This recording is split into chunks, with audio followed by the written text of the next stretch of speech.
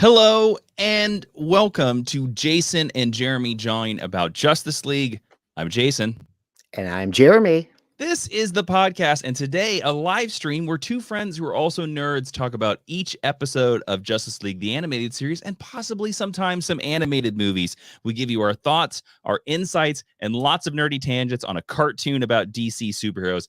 And Jeremy, what is today's episode that we are talking about? Or I guess it's not an episode. We're breaking the mold. It's an aforementioned movie. What movie is this? Today's episode Xanadu? Are we talking about Xanadu finally? Oh, no, I wish. Oh, okay. No, I don't. That's not true. Do you wish we were talking about I wanted to yes and I I reject that. I'm shutting that down. Welcome to Jason and Jeremy Jawing about Xanadu. Hello. Nope, never. I mean, yes, absolutely. Not into a microphone. Got it. Today's episode is Justice League Crisis on Two Earths, which originally was released, I almost said aired, on February 23rd, 2010, although the majority of it was written much before that, as we will talk about. A good version of Lex Luthor from a parallel Earth comes to the Justice League's dimension to help fight their evil counterparts. Now, before we get too deep into this, Jeremy, we have to discuss, a lot of people probably listening, probably watching us live, they're probably saying to themselves, this is not an episode of Justice League, the animated series, so why the heck are you talking about this and not our classic favorite movie of all time, Xanadu? Yes, so we've mentioned this previously, but as the story goes, this was originally written as a movie called Justice League Worlds Collide that would have served as a bridge between the finale of Justice League, the animated series, and the beginning of Justice League Unlimited. And despite the rewrites to make this a standalone thing, I would say, and tell me how you feel about this, I would say 95% of this. Yeah. Oh, absolutely fits with Justice League. I didn't know if we were going to deep dive into this right now, but yeah, I agree. Like watching this movie again, and I haven't seen this movie in probably since it came out. Same. I haven't seen it since it came out. I always remembered enjoying it. I always remember thinking that it was like an underdog one that people kind of slept on. And I will say, rewatching it, give you a little bit of spoilers, everybody. It does hold up, I think, mostly. It does. And actually, I think it's better viewing it in the context of being in between of these two shows now. Dead on. This feels so much like it is in the continuity of the series that we are watching. So much so that there are certain beats in this that I think are specifically to reference things that are to come in Unlimited, or specifically referencing like Star-Crossed in this movie. Absolutely. that they did not rewrite at all. They didn't. No, I Hot feel Girl like is absent from this entirely. And that's because it's right after Star-Crossed. And then they Command F'd and replaced Jon Stewart with Hal Jordan. Yes. And they didn't. And he has zero personality, so you can tell that they really did just plug him in. Yeah. They don't lean on the differences between them at all. But the Flash acts exactly the same. Batman acts exactly the same. Wonder Woman, even Superman. This is like the tougher, kind of meaner Superman that we were seeing in Justice League Season 2. It definitely fits in this continuity. And before we get too much further, I want to give a quick a shout out to everybody that's watching the live stream real quick. We have Black Crow 521 who says good morning. We have Jake Hefner who topped that with top of the morning of all you all, and then Black Crow 521 who said we are in Xanadu. I don't understand that reference. I think it's a song from Xanadu. How do you not know the greatest movie ever made? How do you not know this, Jeremy? All right, now before we get into the main episode, we have to. Wait, can you see my finger? I don't know if you can see it. Ready? Talk about questions from the Super Friends. Okay, everybody, we asked you over at the Patreon if you had questions about this movie. Submit questions for us to answer on the air at patreon.com/Jawin, or you can email us at jasonandjeremy@jasonandjeremypod at gmail.com. I almost messed that up. That's correct. All right, Jeremy, who do we have coming in from the mailbag, or the questions from the Super Friends, as we should say? Yes, so first up, we have an email from Alex Beck. He says, hey guys, just recently upgraded my Patreon to get your Justice League podcast, having just finished watched the show through for the first time and I wanted to say thank you for making such an awesome podcast. As much as I love main GHL, I think jawing about Justice League might be even better. Alex, thank you so much. I'm going to save that email. That's into very my kind. folder over here of nice things that I can read about myself when I get sad. Thank you, Alex. But like my children, I can't pick one better than the other. So I'm sorry. No, absolutely. He I can't, can't but come I down. can. Okay. It's funny, insightful, and makes me appreciate the original show even more. Honestly, that's how I feel. I feel like I enjoy this show more getting to have dedicated time to talk about it as well. I'm still working my way through the back catalog and have just reached the end of season 1. So apologies if you have answered this already. I know you're fast approaching the start of Justice League Unlimited. So I was wondering about your feelings about seeing a lot less of the main characters we've grown to love over the first 2 seasons. Will you miss some of them? I really wanted to include this question because let's get into it a little bit. Let's talk about the Martian Manhunter of this. Okay. I have a feeling like they might have already decided they were going to lessen Martian Manhunter's role in the show and were maybe going to do it this way originally.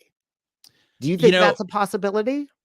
It's funny. I did write this down in my notes that the Martian Manhunter subplot that is in this movie, to me, 100% confirms that this is definitely in the continuity, because it does feel of a piece for what they are going to do. That the idea that like John Jones, as we know eventually in the future, spoilers if you haven't seen it, of course, but he's basically going to step back from the Justice League. He's going to live his life, which makes sense because he is, like Superman, the survivor of a genocide. Yeah. And he hasn't really taken any time to process that. He's just been hanging around with a bunch of people in underwear, punching people.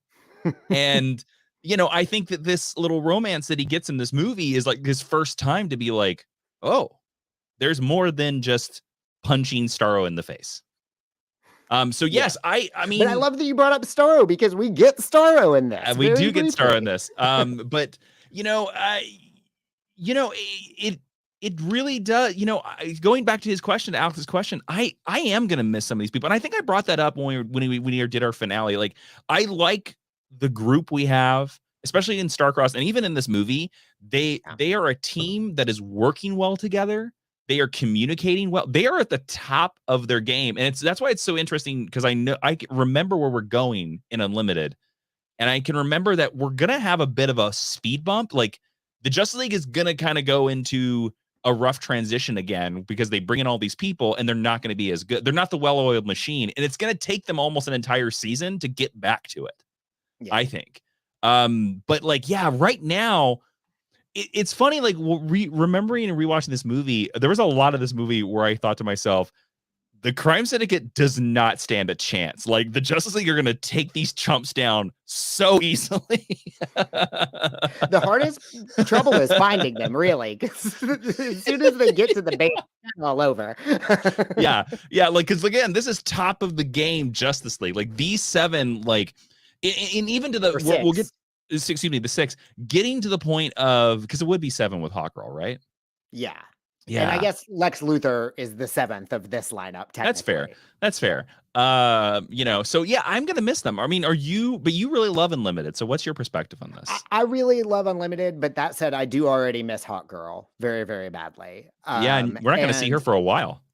Yeah, I think we're gonna get halfway through this first batch of 13, I think is about where she shows up. Maybe episode 7 or 8, something like that. It's been a while since I looked at the list. But yeah, I already miss her.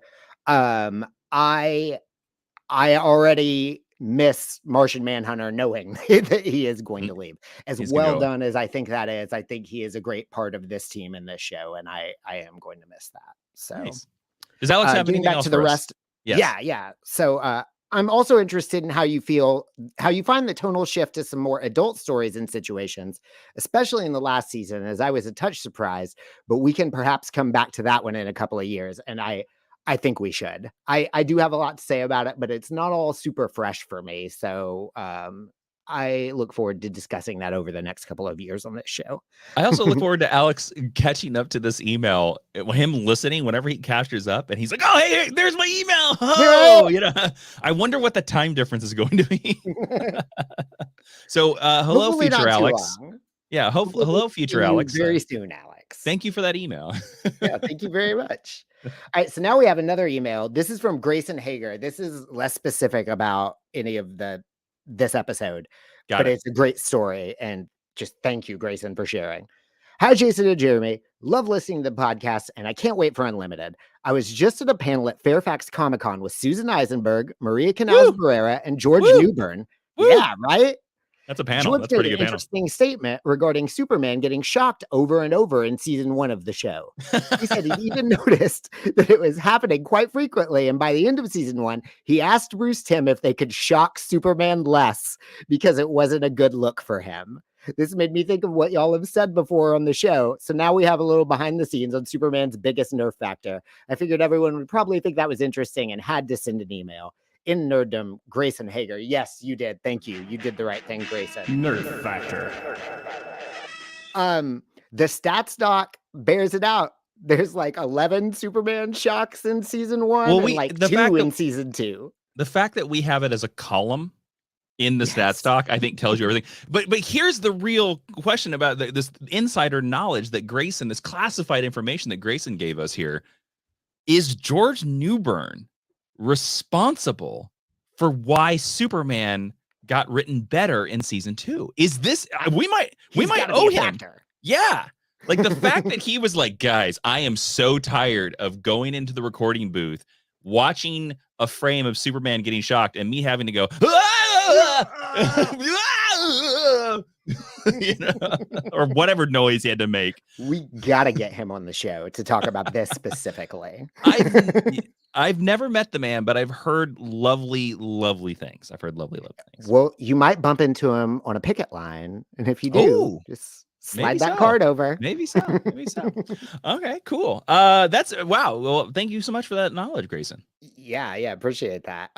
We have a comment here from Jacob Westfall who says, "I'm glad I rewatched this movie. It's been a while since I've seen it, and I enjoyed it more than It's been a while." Sorry, it's been a while. Just had to bring that back. My question is, how well do you think this story would have fit in the Justice League show? I feel like it would have been a little redundant after the Justice Lords episode. My second question is, how do you feel about them characterizing the crime syndicate as gangsters, even down to Ultraman's dialect? Well, you know, I included that second question because I think it's partially an answer to the first question. Okay. Let me hear this, Jeremy. Like, what you think is the answer here? Why these guys sound like a mooks, yo? They do. They very much sound like mooks. I think the fact that they are different characters entirely. Yes. Is what makes the distinction between this and the Justice Lords. I agree. Yeah. Sorry, I didn't mean to interrupt you. I didn't mean to stop. Continue your thought. Continue, Jeremy. The Justice Lords are more like a world where one choice is different. You know, like Owlman talks about in this movie. It's just this one distinction. It's not like the Justice League were always evil or anything like that. They just became fascistic, you know, through this incident. Whereas this is a fundamentally different world. Like almost everything is reversed. People's internal organs are reversed. It's a much bigger gap between the two things. And I feel like Batman couldn't appeal to Batman. He couldn't do that to Owlman the same way that he did to his alternate version in Justice Lords, is what I'm trying to say. Does that make sense? Yes, I agree with you. I agree with you that I think this is 100% a production standpoint. That I understand your point. It is a little weird that this is so close to Justice Lords. And had it been a part of it, they would have aired really close together too. Well, I'm going to say this. I think if this had aired in the actual Justice League production run of the series that we are reviewing, I think they would have stepped on the gas on this even. I think they would have made them even more distinct. I think you might have seen a Ultraman that doesn't really look like Superman. You know, because that's the thing about it. Like, I think that's the whole reason why they were like, we're going to do these characters like the Mob. They're made men. I think they would have stepped on the gas with that if it was in the series more. And also, I think it's a smart choice that, like, even the fact that they took the designs and they changed them very radically because, you know, Ultraman has a very distinct brow. He's very scowly. There is no guarantee that Superwoman in this is even an Amazon. I don't think she is. There's not really, like, there's not even Wonder Girl the version of Wonder Girl that we see in this, I don't think is a part of Superwoman's hierarchy. Yeah. So yeah, she might not be an Amazon at all. And in the comics, Owlman is Thomas Wayne Jr. So he's still a Bruce Wayne, but he's not Right, he's Bruce not Wayne. Bruce Wayne. Exactly. He's not Bruce Wayne. So they're very distinct. And I think that was a smart choice. And yeah, like you said, the Justice Lords are just sort of meant to be like the road not taken. You know, Yes. it's a morality tale, whereas this one is more about, I think, power corrupts. And it is meant, we are supposed to be evoked by that same Justice League. But yeah, I don't know. I don't mind it. I do remember watching this movie for the very first time and having that same thought to be like, oh wow, they're gangsters. They're all like, but they're called the Crime Syndicate. So when you think about it that way, and syndicate is a very 1930s word. Yes. So when you put that, you know, and who were the big villains of the 30s? The gangsters. Yeah. So that's the thing. Like, you have to realize, when did the Crime Syndicate make their first appearance in comics, roughly? Do you know? Was it like the 60s? I assume Silver Age, but I don't know off the top of my head, but I will say Owlman makes his first appearance in 1964. So okay. I don't know whether Owlman appeared independent of the Crime Syndicate originally. I'm trying to figure that out. I'm not certain. Okay. I'm sorry. I didn't mean to give you homework. No. I'll say this. I'm not a huge fan of the Crime Syndicate. I've never really liked them. I've always kind of thought of all the Justice League alternates, they've always been kind of like the most goofiest. Yeah, their first appearance is in 1964. So yeah, they all appear together in Justice League of America number 29. So it is a world where history was reversed. It says Christopher Columbus discovered Europe, British colonists declared their independence from America, and President John Wilkes Booth was assassinated by an actor named Abraham Lincoln. I never knew that about Earth 3. That is wild. Either. Also, I had this thought while we were watching this earlier, not to get too tangenty, but like Earth 3, why is that so close to our Earth when it seems to be one of the most distinct different ones? Oh, you mean like in the idea? So like in the multiverse, you're saying like Earth 2 should be pretty close to us, and Earth 3 should be pretty close to us, and Earth 52 is the one that should be like wild, like they're all monkeys or something. Yes. I imagine comics, everything moving out from Prime getting more distinct, you know. I wish the multiverse worked like that, you sweet summer child, but it does not. Ooh, I haven't been hit with a sweet summer child in a while. Did not feel good. Okay. But yeah, I will just say I do love your theory, boss of bosses dialect voice. Your theory should be correct, but the fact that it's not is just comics. Yeah. It's never going to be that way. Side of a whole ass retcon. Yeah, I wish you were the editor of DC Comics specifically because of that theory. I'd probably do okay. All right, so now we are into our newest segment in the show. Walker Writes Wonders. We have an email from Russ Walker here. Hello, Jeremy and Jason. Happy September. I hope the live stream goes well, and I'm sorry I won't be able to join you. My house will be full of people for a housewarming/wedding party, and I've as yet only convinced a few of them to enroll in the Mind University. Well, you're not doing a good enough job. You're getting people for you, though. I mean, you got to step it up, Russ. You got to get that whole wedding party. The whole wedding party. But I hope you are sincerely having the best time right now, Russ. He loves a cake. Send in a few questions for the first live Walker Writes Wonders segment. So here's what I'm wondering this week. Sound effect just for you, Russ. Sorry. Yes. Are there any voice actors from this movie that you think offer a version of the character that you prefer? Ooh, that's a good question. Jeremy, anybody stand out to you? Absolutely not. You're not going to defend Stephen Baldwin? You don't like Stephen Baldwin as Batman? Or Mark Harmon sleepwalking through Superman? Look, Mark Harmon, you're a fine actor, but I just don't think you were a good Superman. I apologize. Yeah, no, he's not. And I don't want to say he's bad, but Stephen Baldwin grew on me. I kind of dig what Stephen Baldwin's doing. Yeah, I think I like Jeremy Sisto more if I have to pick people from these animated movies. Justice League New Frontier? Yes, correct. But there was a certain something about William Baldwin. Fun fact about William Baldwin, I'll go ahead and say this before the spotlight. He was considered for both Batman Forever and Batman and Robin.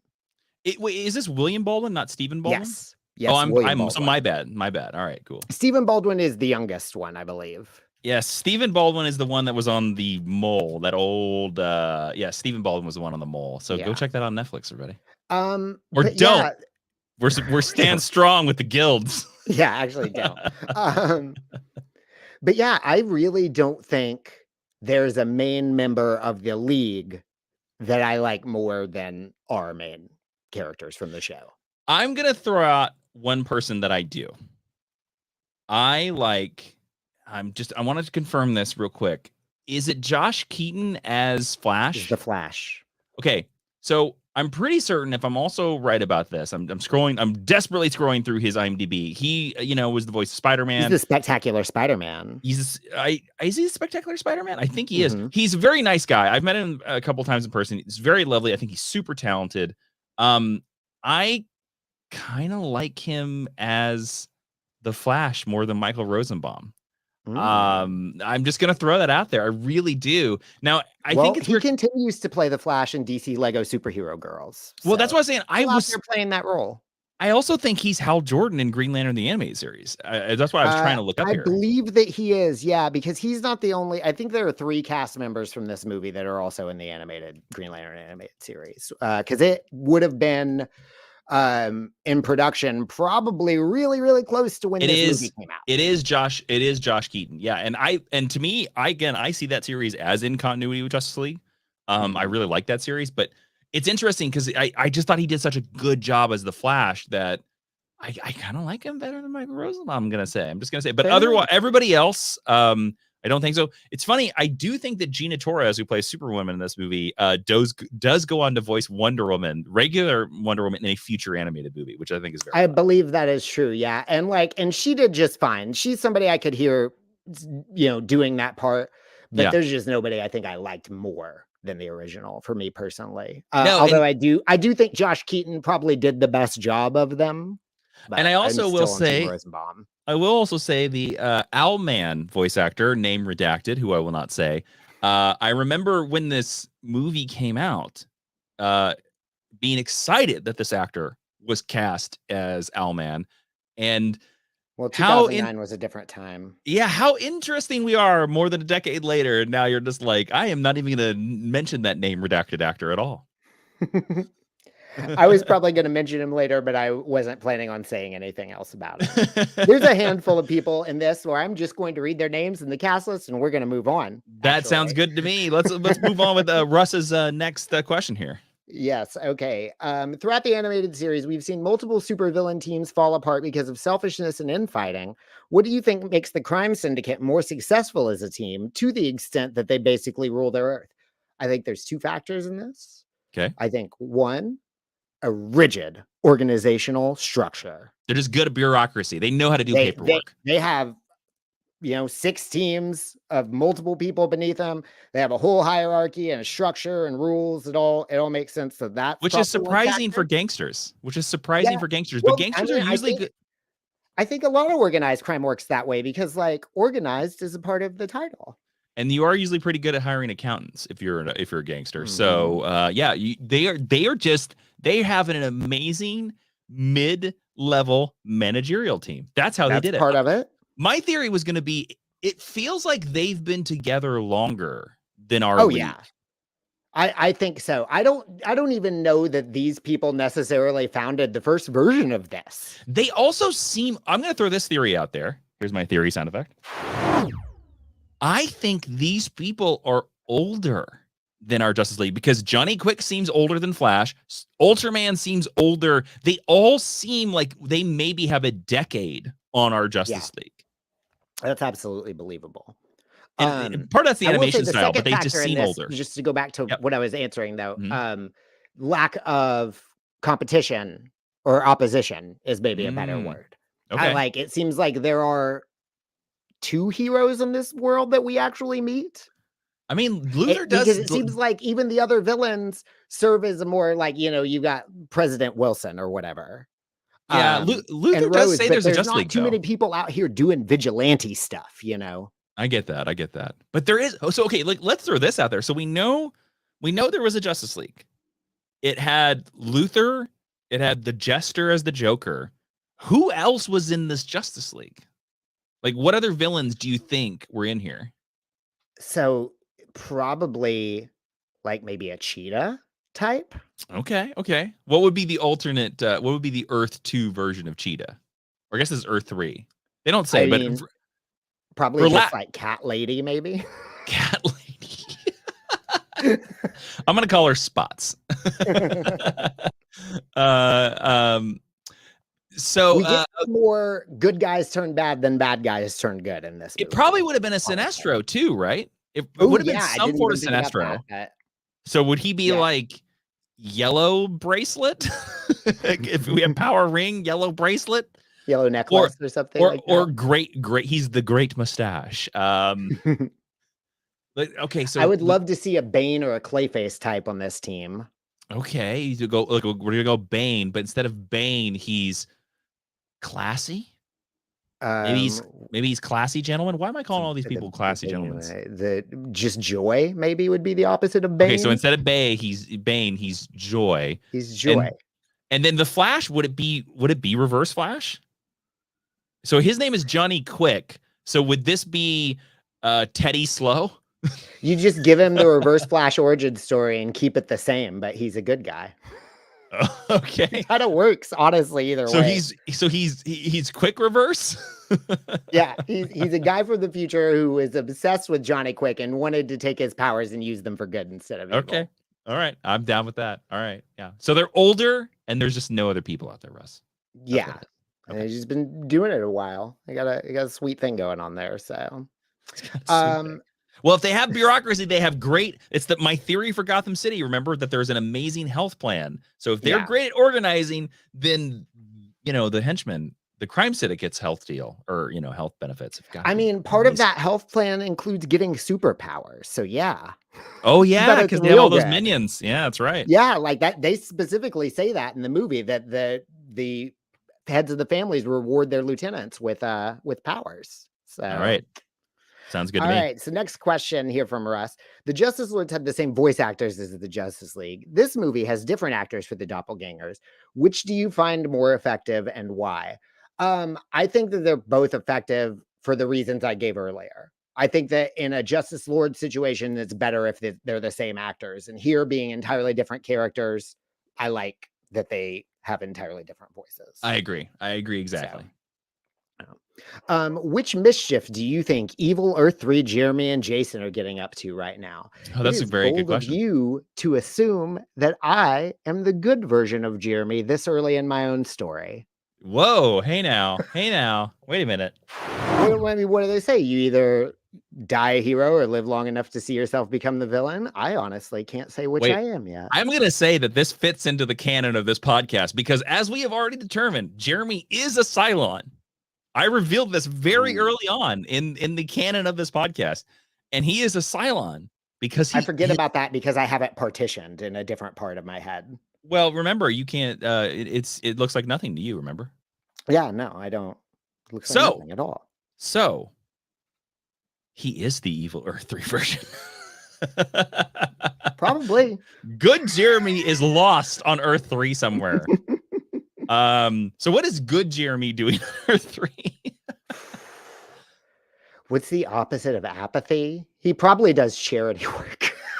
So he leads like the Red Cross against the crime syndicate. Yeah, he is the CEO of the Red Cross. Yes, that's what he's up to right now. Wow. Yeah. He's got a lot of energy and moxie and willpower to get things done. Okay. I kind of feel like evil Jason is doing the same thing. But I thought evil Jason might be a studio head.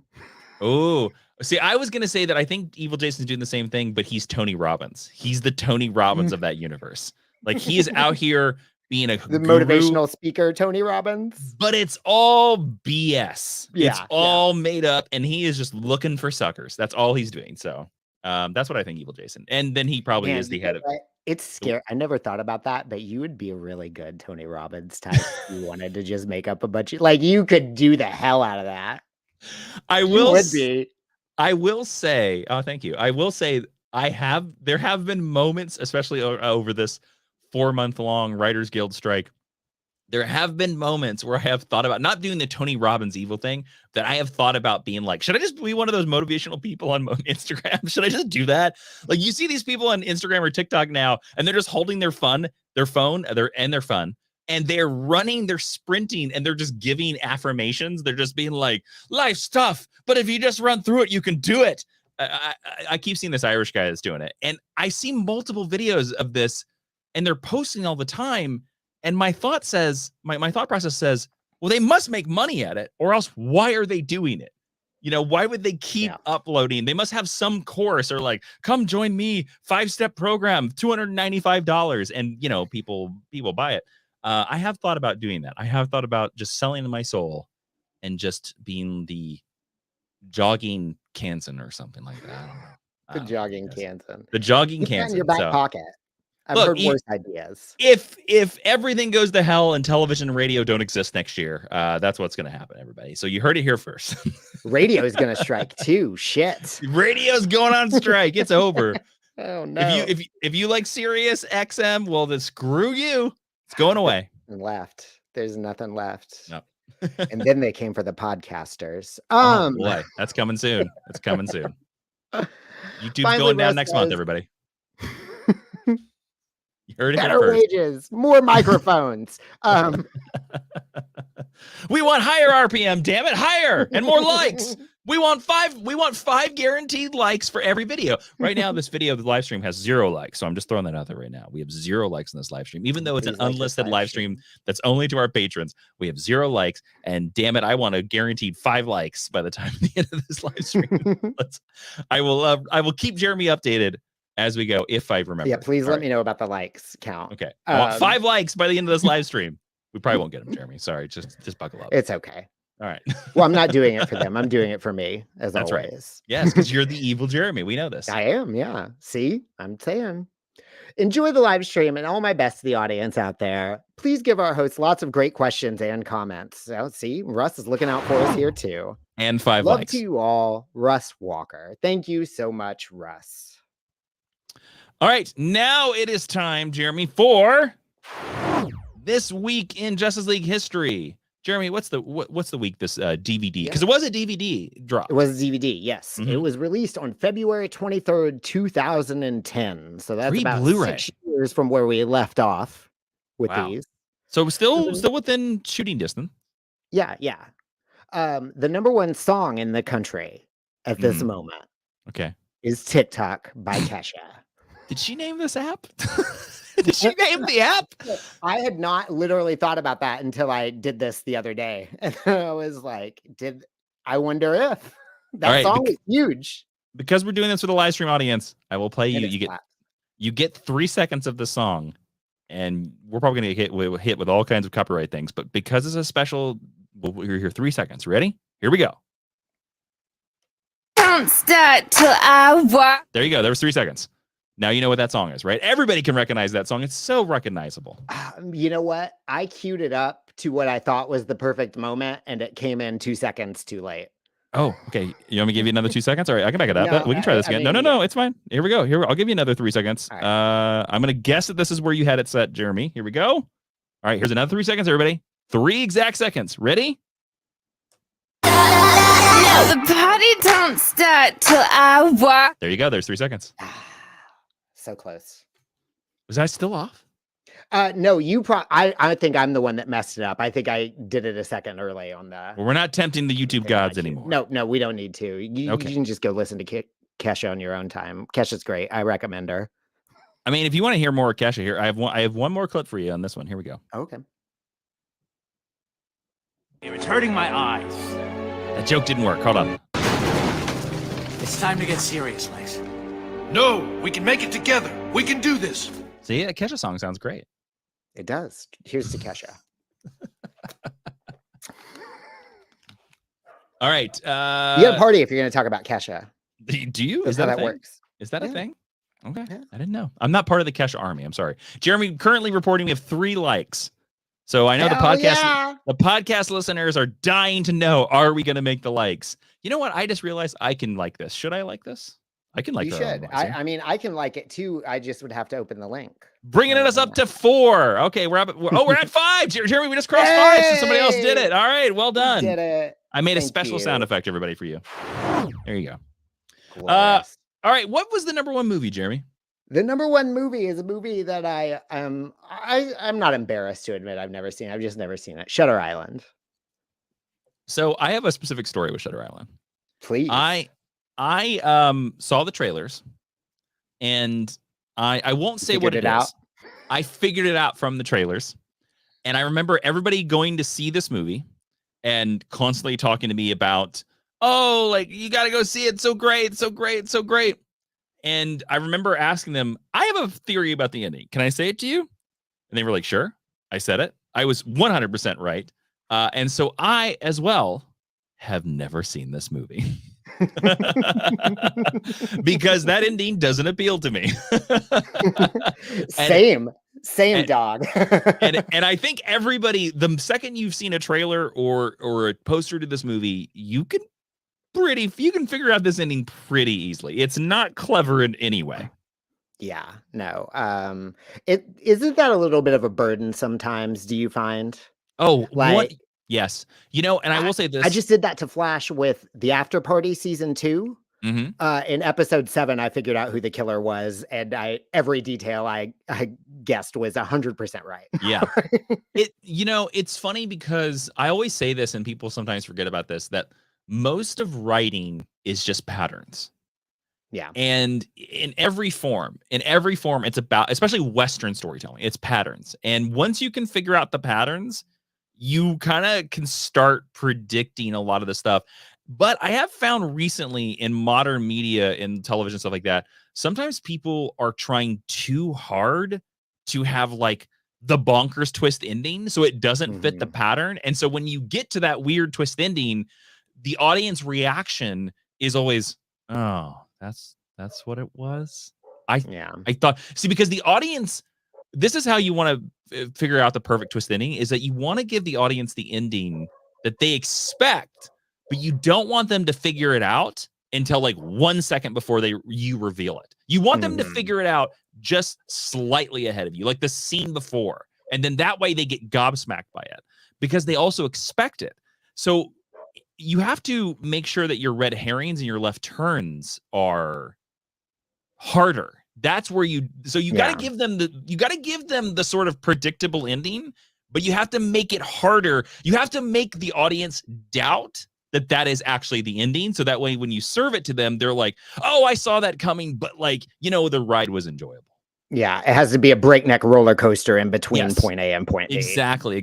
And thank you for coming to my Jason's Writing Corner. There you go.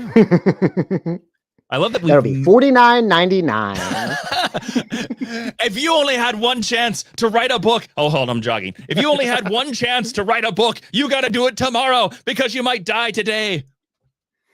Thank you. You know what? And that's just true, honestly. Thank you for coming to the Running Kansan. There you go. All right, this is now time. This is going to be bonkers. I love this. Jeremy, by the way, we're at 38 minutes. We have yet to talk about the movie. Jesus. Okay. All right. I know. Is YouTube going to cut us off at a certain point? Is that how that works? YouTube will not cut us off, but I just know. I know you have concerns, so I just want to be mindful of the time here for you. I think we're still okay for the time being. Okay. I'll put on the gas a little bit later, but let's give this the discussion it deserves. I suppose. All right, we're now talking about Star Trek versus Justice League. Now, because it's originally going to be a Star Trek podcast, we always want to chat about one topic: who had the better episode that week. Star Trek or Justice League. Now, here is the problem. And Jeremy did this lovely research for me.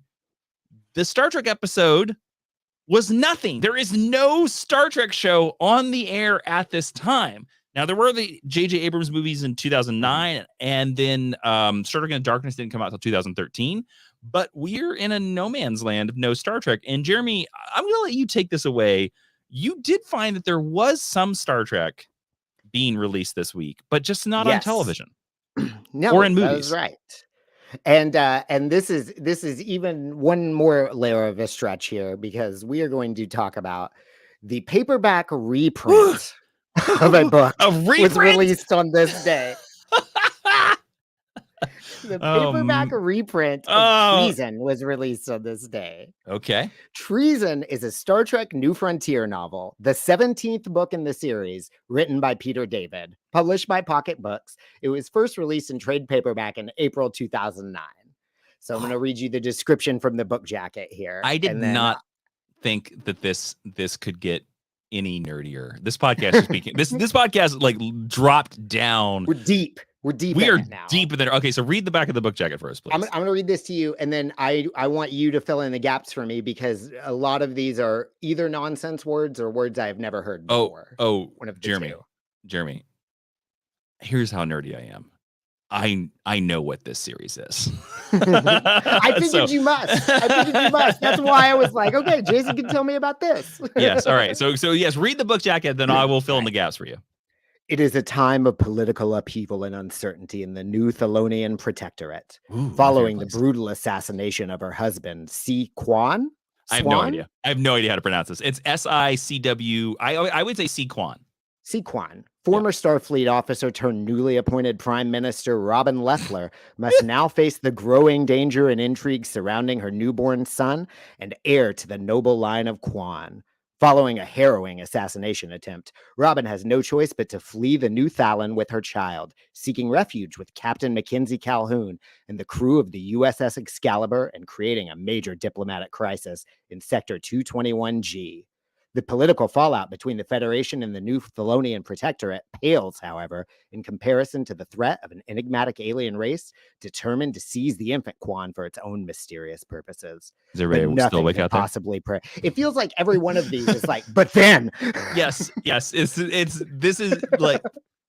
Do you want to finish it? We're so close. We're almost the end. But nothing could possibly prepare Calhoun for the shocking betrayal from within. No! An act of treachery to aid and abet this alien race, forever altering the lives of the Excalibur crew.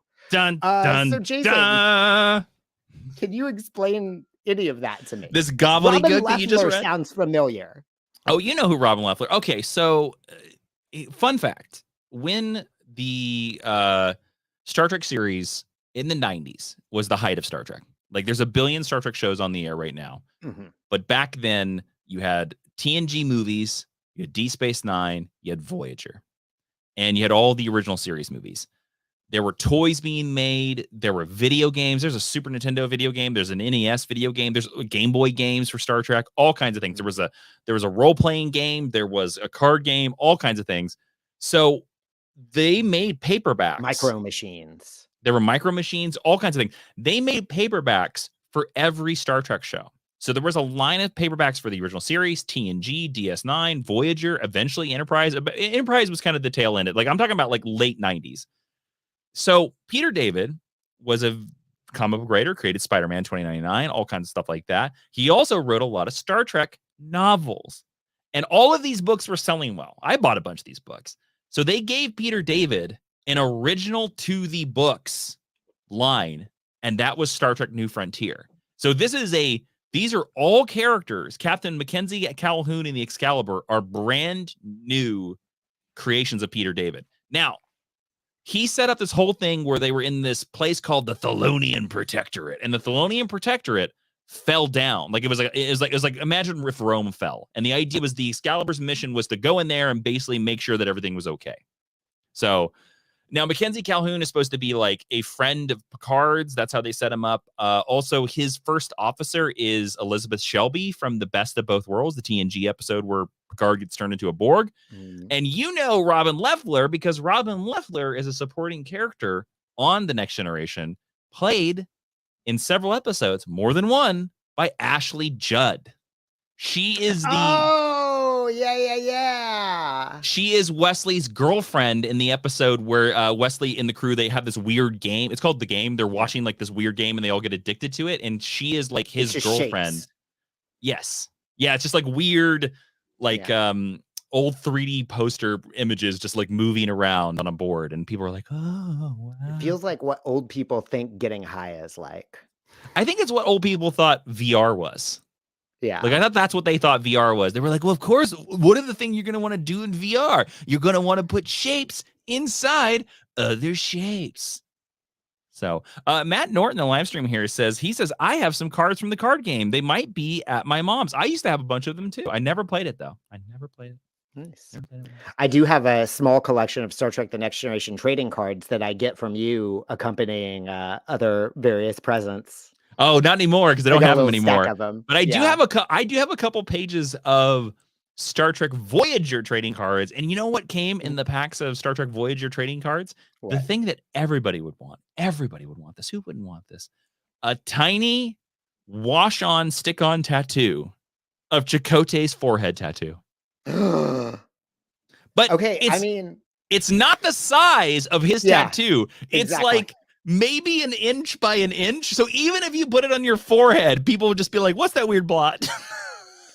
Maybe it was made for an action figure or something, so you can customize your own Chakotay. Jeremy, I still have a couple of them. Do you want one of them? I'll send it to you. I don't think I want one, but I would love to see a photo of that at some point. I will try to write this down. I will try to write this down. But yeah, I couldn't believe that that's what they, like Batman 89. I remember getting those trading cards and they had like really bad waxy gum. Remember when trading cards came with gum?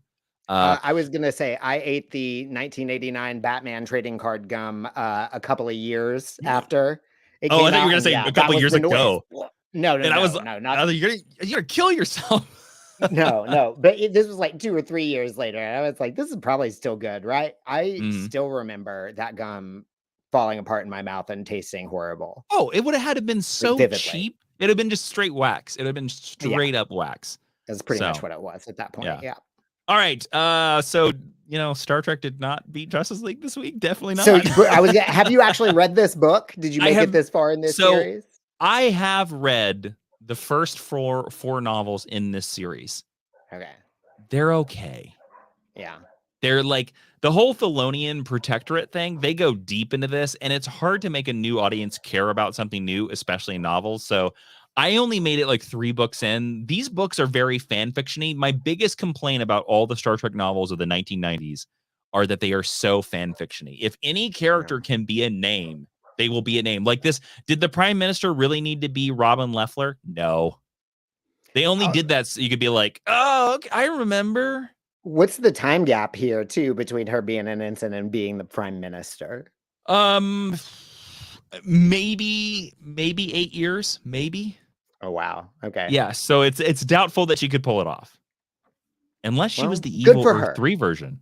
Maybe she's the evil Earth 3 version. Maybe. There's I was going to say Ashley Judd is just naturally charming, so maybe, I agree, and she's great at fighting crimes with Morgan Freeman.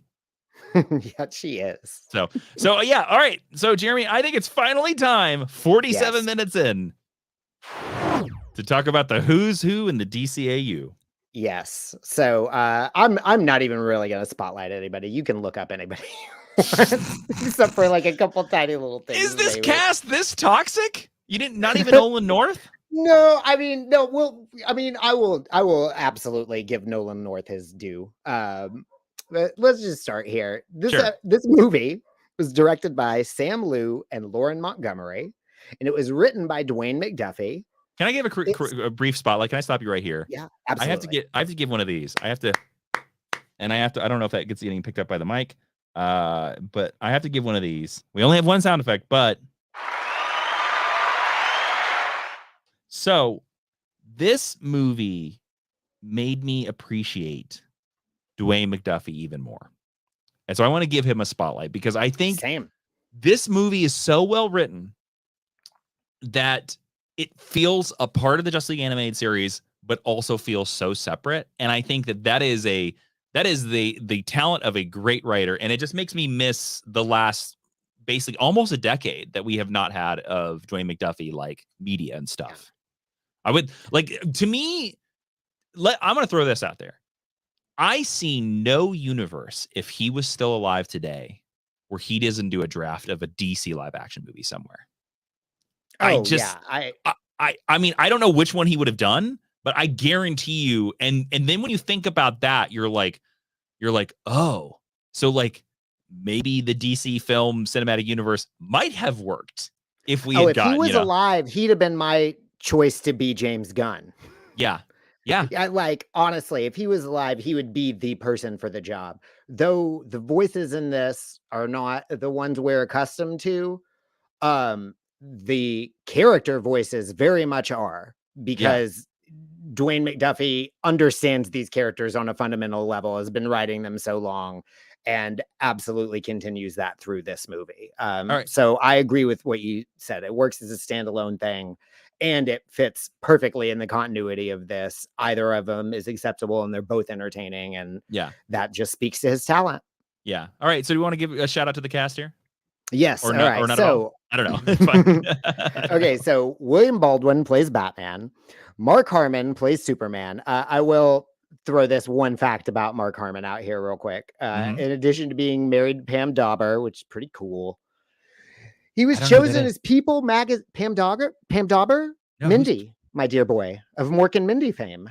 Really? I had no Yeah. idea. Wow. All right. He was chosen as People's sexiest, or as People Magazine's second annual sexiest man alive. Between the inaugural winner, Mel Gibson, who won for 1985, Wow, this is all full of problematic stuff. and third year winner, Harry Hamlin, who won for 1987. Yeah, good for you, Mark Harmon. All right. Yeah, go back Chris to the Noth. Navy and solve some crimes. Chris Noth plays Lex Luthor. Not going to say his name again. Gina Mhm. Torres plays Superwoman. Of course, she of Firefly fame. Mhm. James Woods plays Owlman. Not going to say his name again. Jonathan Adams plays John Jones. So I looked into Jonathan Adams a little bit. He played Atrocitus on the Green Lantern the animated series. Oh, and has nice. continued to Nice. play Atrocitus in various video games and different things like that. Ah, good for him. He's also in Osmosis Jones. Oh yeah. Apparently he's an Brian elemental Bloom. too. Oh yeah. Hmm. Brian Bloom plays Ultraman. Brian Bloom wrote the A-Team reboot. Really? I had to double check and make sure that that wasn't just a different guy with the same name. Nope, it was him. Good for He's him. done a lot of TV stuff over All the right. years. Yeah. So Bruce Davison plays President Wilson. I'm just gonna say it right now. I think this is the worst casting in this. It's an odd choice to have Senator Kelly play Deathstroke. Yeah, it doesn't. It Senator just, Kelly from and X-Men like 2000, if Bruce of course. Davison had tried to do something different with his voice, Mhm. it might have worked. But I absolutely hated it.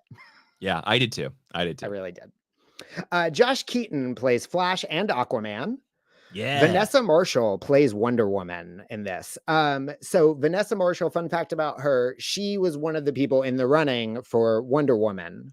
In good. The good original call. series. Yeah. So they gave her a shot. Nice.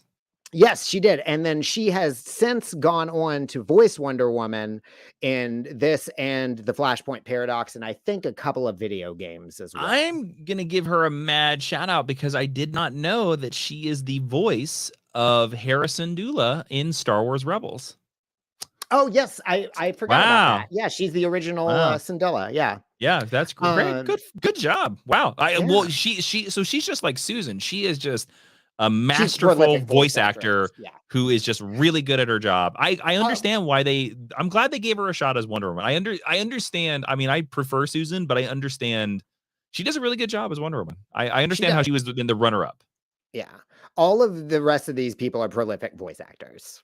She's also doing just fine, everybody. She's like been working plenty since Justice League. You know, it's fine. So next up, Nolan North. Nolan North plays Green Lantern and Powering. He is the only person to voice both versions. Sides? Yes. Yeah. In this film. Nolan North has been the voice of Deadpool and things for years. He's most famously recently on Lower Decks. He's Nathan Drake in the Uncharted video game series, which is probably what most people know him from. Freddie Rogers plays Rose Wilson. James Patrick Stewart plays Johnny Quick / the Jester. That's a name. Carlos Alzaraki from Reno 911 plays Breakdance, who I won't say that actually. I won't say who that is. And a Secret Service agent. Richard Green plays my favorite version of Jimmy Olsen I think I've ever seen. Yeah, it's pretty good. It's pretty good. Jim Meskimen, who we have mentioned on this show before, plays Captain Super / the Archer. Yes, the Green Arrow swap. Yes. Mm-hmm. And the Captain Marvel swap too. Mm-hmm. Andrea Romano plays the Watchtower computer / the reporter. She plays the reporter who asks Rose Wilson if she thinks it's dangerous for her to be speaking out like this. Oh, Is okay. very All right. dismissive of her. Mhm. Bruce Timm voices Uncle Super and Captain Super Jr. in this, Okay. They must have just which I needed to think make is their day. mostly like, ugh. I think it's We mostly please remind me of this, and we will try to find a voice of Uncle Super. okay. So we I got to think hear maybe Bruce. he has. I We think got to he hear maybe Bruce has Timm. one line buried in there somewhere. Somewhere. He's got to have something. Kari Wurer plays the model citizen / Black Canary, and Cedric Yarbrough, the second Reno 911 alum, plays Firestorm / Black Lightning. Yes. So yeah, that is pretty much the entire cast for this movie. All right, so let's get into the mission. Why did I say it that way? The mission briefing. The mission briefing. I guess I'm trying to do my gangster impression here. I guess everybody, it's a mission briefing. See, we're part of 3 here. The main episode discussion. We're finally talking about this movie. Jeremy, let's talk about this teaser because I think this teaser is really, really good. I think it's full of action. I think it's a really nice kickoff. It has this really goofy line that I tried to play earlier here. Hurry! It's time to get serious, Lace. No, we can make it together. I'm trying We to get can into do that this. joke. He's a terrible joke. Get your shiny bald head out of here. It's hurting my eyes. Such a bad joke. It's not a good joke at all. I don't even know that that's a joke technically. It's the only downside of this amazing teaser of the Joker and Lex Luthor breaking into a Justice League and them getting basically chased by a hawk woman. Is it supposed to be, or a hawk woman? And then also like she looks more like a Zuriel type to me.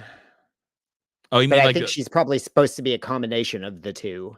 Yeah, and then there's a Martian Manhunter. This Martian Manhunter of the Crime Syndicate is very John Carter of Mars, like with multiple things and stuff like that. But yeah, little mini forearm things coming out of him. Yeah. So what happens next, Jeremy? Yeah, so basically you heard it there. That was the Jester sacrificing himself to save Lex Luthor so Lex Luthor can get this quantum trigger out of here.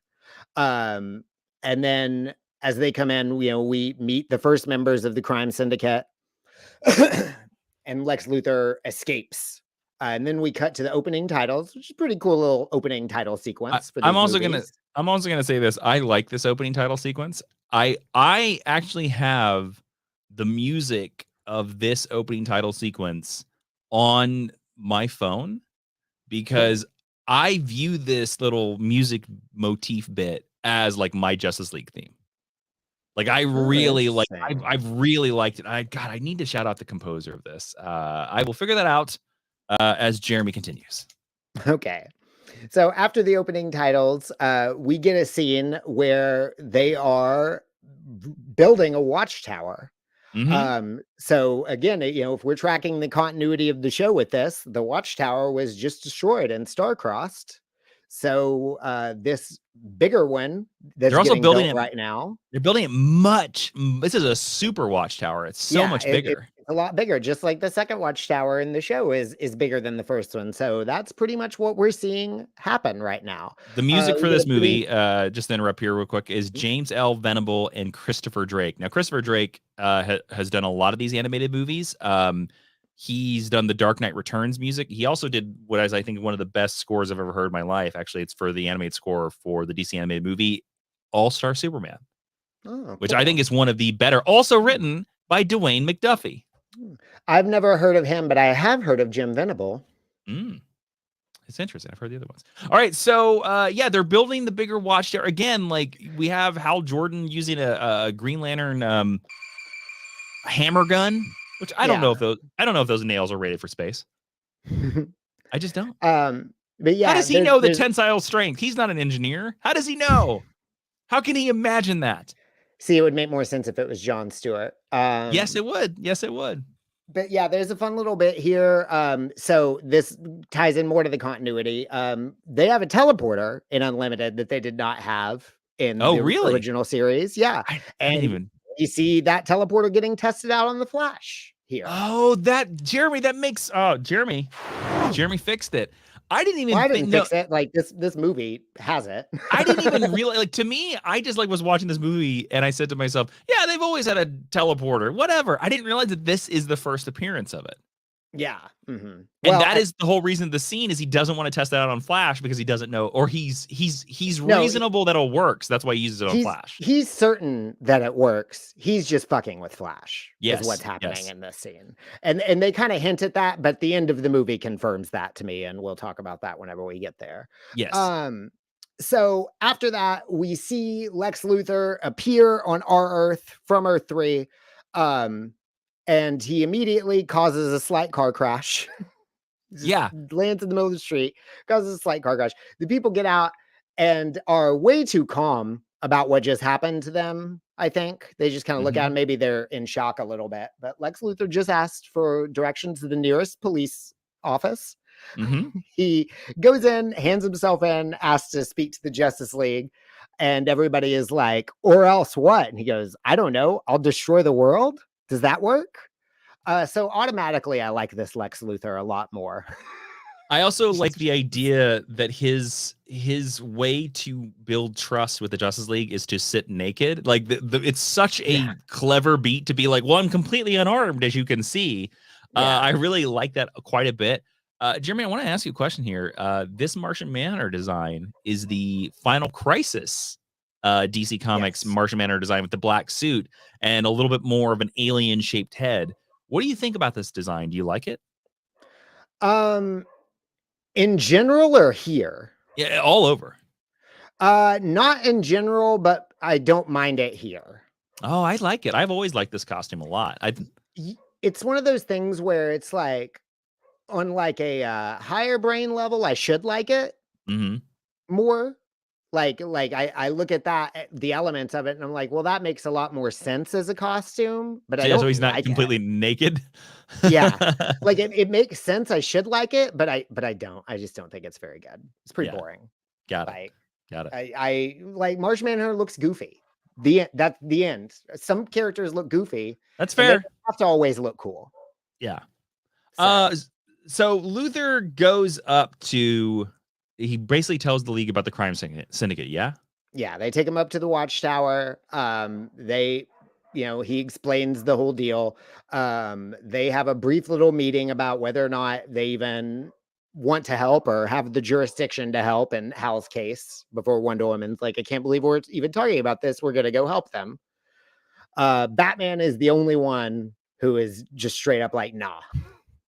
He says they have too much on their plates right now. Yes. Where are you on this? Who do you think is right? Like, let's say, okay, we know you're evil, Jeremy, but step outside of that. You're not evil, Jeremy, for just a couple of seconds. Okay. Can you do that with your programming? I don't know if that's possible, but you're in the Justice League and Lex Luthor shows up and says, we need help on this other Earth. Do you go help or are you like Batman and it's like, yo, that's not even my multiverse. You guys can figure it out. It's interesting because I don't think there is a morally right answer here unless you just put it down to simply lives. Yeah, I don't know. Honestly, I don't. Because at the end of this, Superman says Batman was right. Yeah, he does. And I don't think that that's right. I don't think there's an incorrect answer here. I really don't. But it's just interesting to figure out like where would you like, because I feel like I'm on Batman's side, to be honest with you. I hate to say it. I mean, I think the quote that Superman says to Slade at one point is the real answer to it. Evil lives where good men do nothing. And somebody had to do something. Like Lex Luthor, the last good man around, was there begging for help. So yeah, I probably land on that, but I absolutely understand Batman's point of view. The answer ultimately though is that this team isn't big enough to do both. Like I think that's the point of it at the end of the movie is that they were both right, but by adding more people, they can cover more bases. If I they think need that's a to. great way to look at the ending of this movie as well, because that is like, it is that idea of, oh, if they had a bigger team, yeah, you could send 7 people to Earth 2, take care of Earth 2, and then Earth, you could build the big watchtower and everybody could fight Starro and it'd be okay. Yes. I think it's a great way. See, it's funny. I kind of took, and I know we're jumping ahead, I kind of took the idea of the expansion of the team, kind of the idea of that they went to the other side and then they saw that like the crime syndicate had all these minions, had like all these other minions, and that was the only reason why they weren't able to torch the crime syndicate immediately. Because I think in a one-on-one fight, this just like just takes that crime syndicate. But you know, you throw in 3 Captain Marvels and Vibe and all the other guest stars in this, and then it becomes kind of difficult. Yeah. Well, and I think that would make sense if it weren't Batman being the more driving force behind it, because he didn't even really see any of those people. Ah, there you go. See, Jeremy fixed it. Jeremy fixed it again. I will say that as this debrief is happening, they at one point they asked Luthor to, they're like, go stand outside. We're going to talk about this for a second. And they have the moral argument, kind of like we were just having. Might be the weakest part of this movie, that Lex Luthor decides to hide this super important, I don't remember the name of the molecule, just behind a computer in a hallway. It's the quantum trigger. Yes, the fact that he's just like, behind that drying machine in the hallway of the Justice League is the best place to put it. Well, I think he probably had limited options, because I feel like he would have ejected it into space if he really wanted to, you know.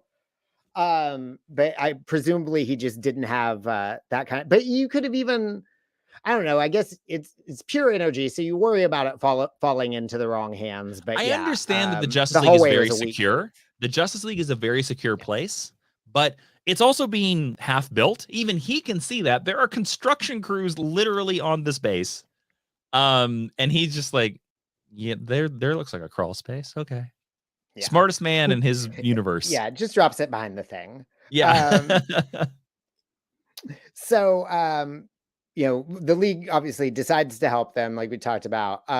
They pop over to Earth 3, and they are in the middle of the crime syndicate raiding the watchtower, or whatever it's called, the Earth 3 Justice League headquarters. The floating headquarters. Yeah, I actually really liked that, because I like the idea that like Lex Luthor was like, I think in the previous scene before that, he said he was like, of course I have a plan. And then it drops them right in the middle of the bad guys. And they're like, oh, go.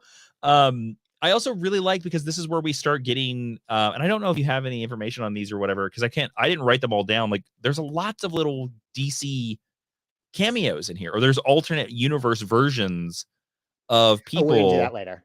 Oh, okay, great. We'll say that. All right. We're gonna do that later. All right. Let's get through this faster so we can do that later. All right, cool. Yeah. All right, so they have a big fight. It's a big fight. Yeah, this is the first big fight scene that we have here. It spills out of the floating base into the air. Owlman brings his jet out, and the super family comes out and is chasing them around, fighting them. Owlman intentionally says, "Get off my plane," which I guarantee was an Air Force One reference. Yes. I guarantee it. Which is pretty excellent. Here, let's go ahead and deal with this now. Another continuity beat. So Wonder Woman knocks Owlman out of his plane and steals it from him. She picks up Flash and Luthor, and Lex Luthor tells her that there's a chameleon circuit, which also, just want to point out, that's a Doctor Who reference. That is you wouldn't call that thing a chameleon circuit. It's a cloaking device. But so I love that. But I have a beat that out. I have a beat Flash. Here of the. Oh, sorry, Jeremy. I have a beat of the Flash and Uncle Super and Lex fighting. I would love to play it to see if we can hear Carl Jr.'s favorite son, Bruce Timm, here. Let's see if he makes an appearance in this. So Flash is hanging on a rope. Flash is being pulled into the plane right now with this energetic music. Okay. Here's Uncle Super fighting Lex.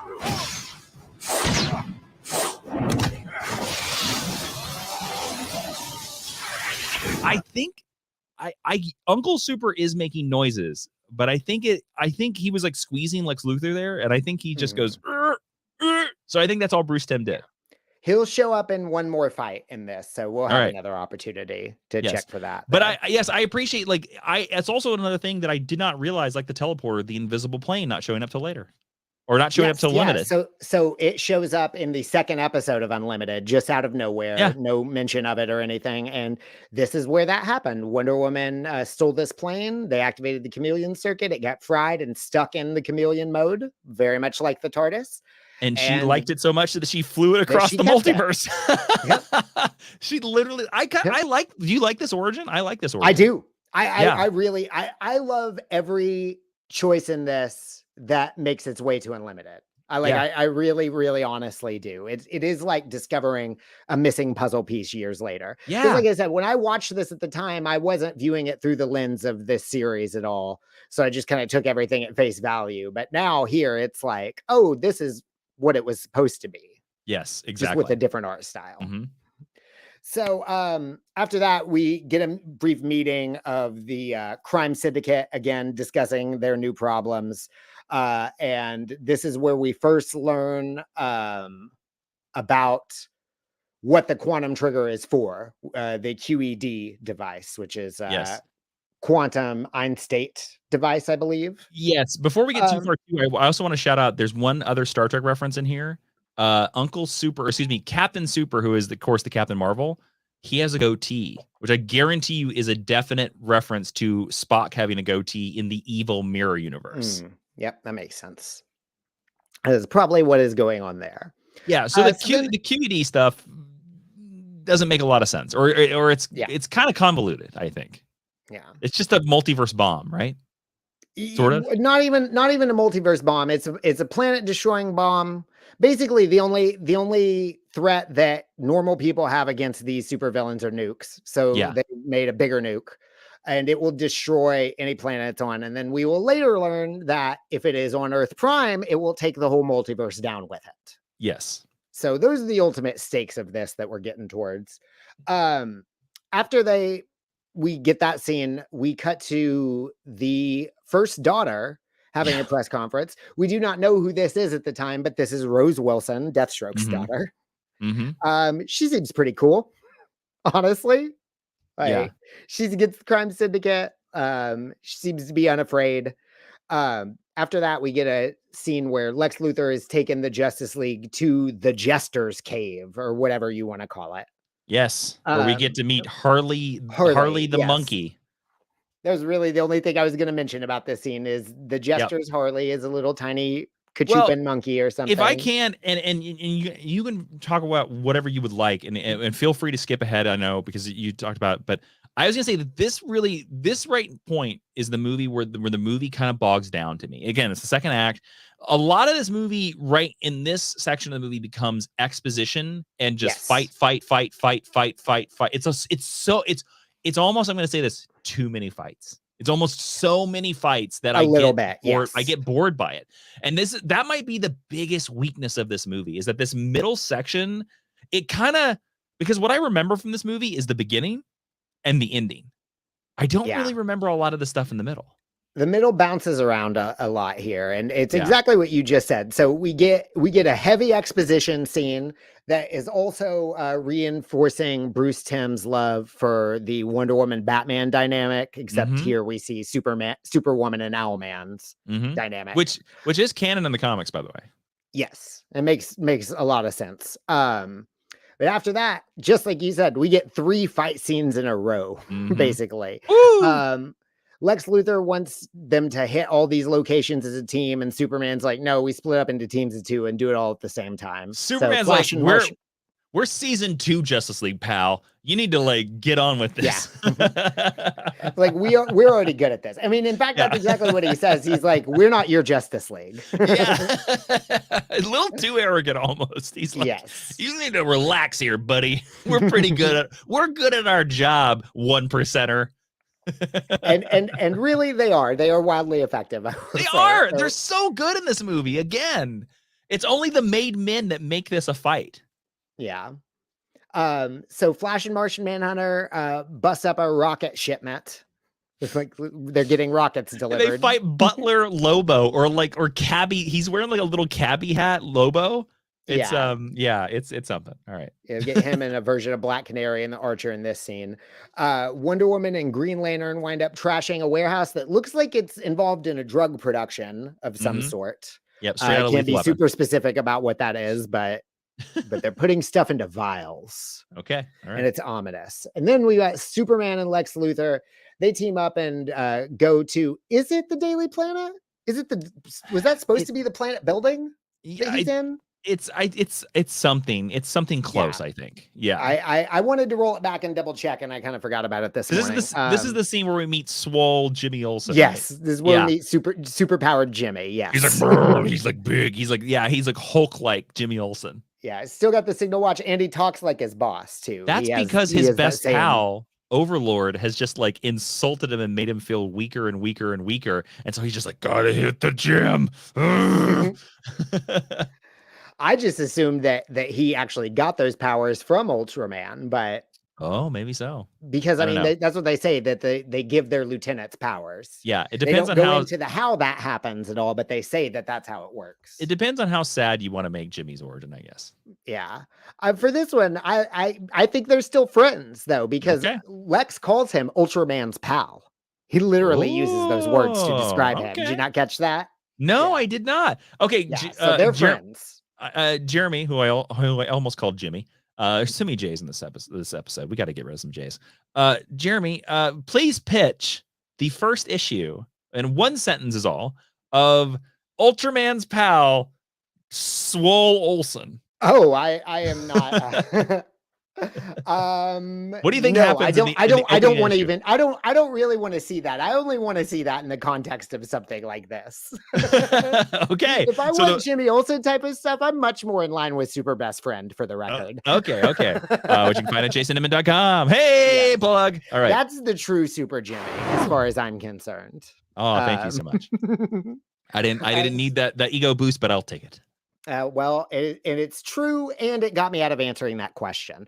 So after that, Lex Luthor takes on Ultraman himself. Superman offers to do it, but Lex says, if this is going to make a difference after you're gone, it has to be me, which makes sense. And he is able actually to take him down using blue kryptonite. I will throw in a nitpick here.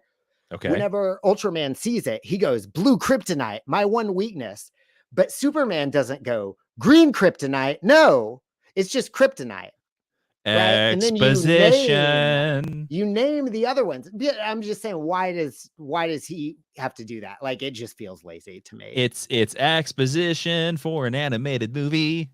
But it also now makes me like, oh, well, what are the other color differences? What does pink kryptonite do over there? What does red kryptonite do? What does gold kryptonite do? You know what I mean? I'm a big fan of that there's only one color of kryptonite, and I don't like anything beyond green. Because I feel like I have to suspend my disbelief just with green enough that I don't want like red kryptonite that makes him angry. Yeah, no. I could by and large do without the kryptonite varietals. Exactly. But I'm fine with it being a different color in this one. I just thought it was weird that he's like blue kryptonite. Mm-hmm. Blue kryptonite also is Bizarro's weakness. Oh, you know what though? I wonder if the other kryptonite variants are how they give their other people powers. So do they have their own version of Smallville? Like it could work that way. Like both Smallville and Superman and Lois have dipped their toes in that water. Okay, so in their world, the WC has a show called Smallville, but it's about Ultraman's origin. But instead of stopping kryptonite monsters what do they call them? Meteor freaks. He creates them. Him and Lex are friends. They start creating them. And then when Ultraman makes too many of them and also tries to date his girlfriend, Lang Lana, Lex breaks away and their friendship is ruined. Damn, that's actually really good, dude. And the opening song instead of Somebody Save Me is Somebody Kill Me. It's Kill Me by Indigo D'Souza is the theme song. That's perfect. That's literally every note of that. Cut all this out. Let's save this. We need to make the show. We need to make this show. Yeah. pretty good. I think we just ended the strike. Oh, the studios will come back to the table when they hear this pitch. We got him. We got it. We got you, Zaslav. Ha ha. Go ahead and buy those jet skis now, writers. You're getting paid, baby. Oh, if only. So after that, we finally meet President Deathstroke for the first time. Yeah. Mhm. Yep. President Senator Kelly Deathstroke. Yes. Lex Luthor and our Justice League talked to him about how he's basically they've put him in a real spot because he can't just let that be good enough. Like, he had to release Ultraman after all the work they did to catch him. And Lex Luthor calls that out for being a load of crap. Mm-hmm. And then Superman gives him the, where good men do nothing speech, basically. It doesn't seem like it has sunk in yet at this point for him, though. This is where we see Rose come back into the picture again, and we get a brief little moment where John reads her mind, and they clearly have a spark between the two of them. This is a moment, I wrote this down specifically. This is a moment where I wanted that Dwayne McDuffie's work stands out, because there is a sweet moment where she kind of criticizes her dad under her breath, or in her mind, and he hears it. She calls him a coward. Yeah. She calls him a coward, and he says, Martian Manhunter replies with a very smart line where he says, men who have seen battle often protect life more than most. Yeah. Which is a line of dialogue that is so elevated it almost does not belong in a direct-to-DVD animated movie. Yeah. No, like, it's really so good. And so again, that's why I want to give mad props to, man, I miss the amazing work of Dwayne McDuffie. Yeah. Could have written everything and I'd have been fine with it, honestly. Yes. Oh, can we also talk about how there's a scene, if we're getting to it, I think this might be the scene where Superwoman and Owlman are talking next. And this is where he first brings up his plan that I'm going to blow up the multiverse. Yes, this is where he first lays it all out for her, and she is pretty much on board with it. Yeah, but he also says that, like, in a world of a multiverse, choices don't matter at all. And it might be that no choice matters if every choice is possible. And it might just be the best explanation of anti-existentialism that I have ever heard. Yeah, it's very nihilistic. Yeah, I was like, oh my God, like this dude would love Jordan Peterson. Anyways, all right, let's move on. Hopefully that's the last time we hear that name on this podcast. Didn't I already say that I'm a secret Republican politician at one time earlier in this podcast? I mean, you did name check Brett Kavanaugh pretty recently. There you go. That's what it was. There it was. There it is. So in this world, he's Kavanaugh Brett. And he's a fine justice, I'm sure. He's a fine gentleman. He's lovely. He and his friends Boner and Stitch. He's your vice president at the Red Cross. Remember? All right. Yeah, that's right. Work closely together. So then we get a scene of Slade and Rose talking. He basically just warns her, like, "Hey, stop having press conferences and talking shit about the crime syndicate. Mouth is what he's saying. They are going to murder you. Will you shut the hell up?" I would slap you if you weren't my child. I mean, no, I would slap you if you were my child. You are my child. So slap. Deathstroke probably has slapped her, or a version of him at least. Well, that's how we know that this Deathstroke is nice, right? Because Earth 1 or Justice League animated series Deathstroke would have definitely slapped Rose. Yeah, probably. Yeah. So he's the good guy. And not be the one to get slapped. Yes, exactly. As happens here in this next scene, because Ultraman shows up and basically is just like, "Nice daughter you have there. Be a real shame if she didn't shut her mouth." I broke her jaw with my superpowers. Basically, just implies that he killed the president's wife too, Rose's mother, in this scene. 100% he did. We get actual confirmation of it a little bit later, but yeah, he hints at it here. So then we get a little brief scene of Owlman has sent Superwoman to retrieve this quantum trigger because he has figured out where Lex Luthor has stashed it, or at least on which Earth Lex Luthor stashed it.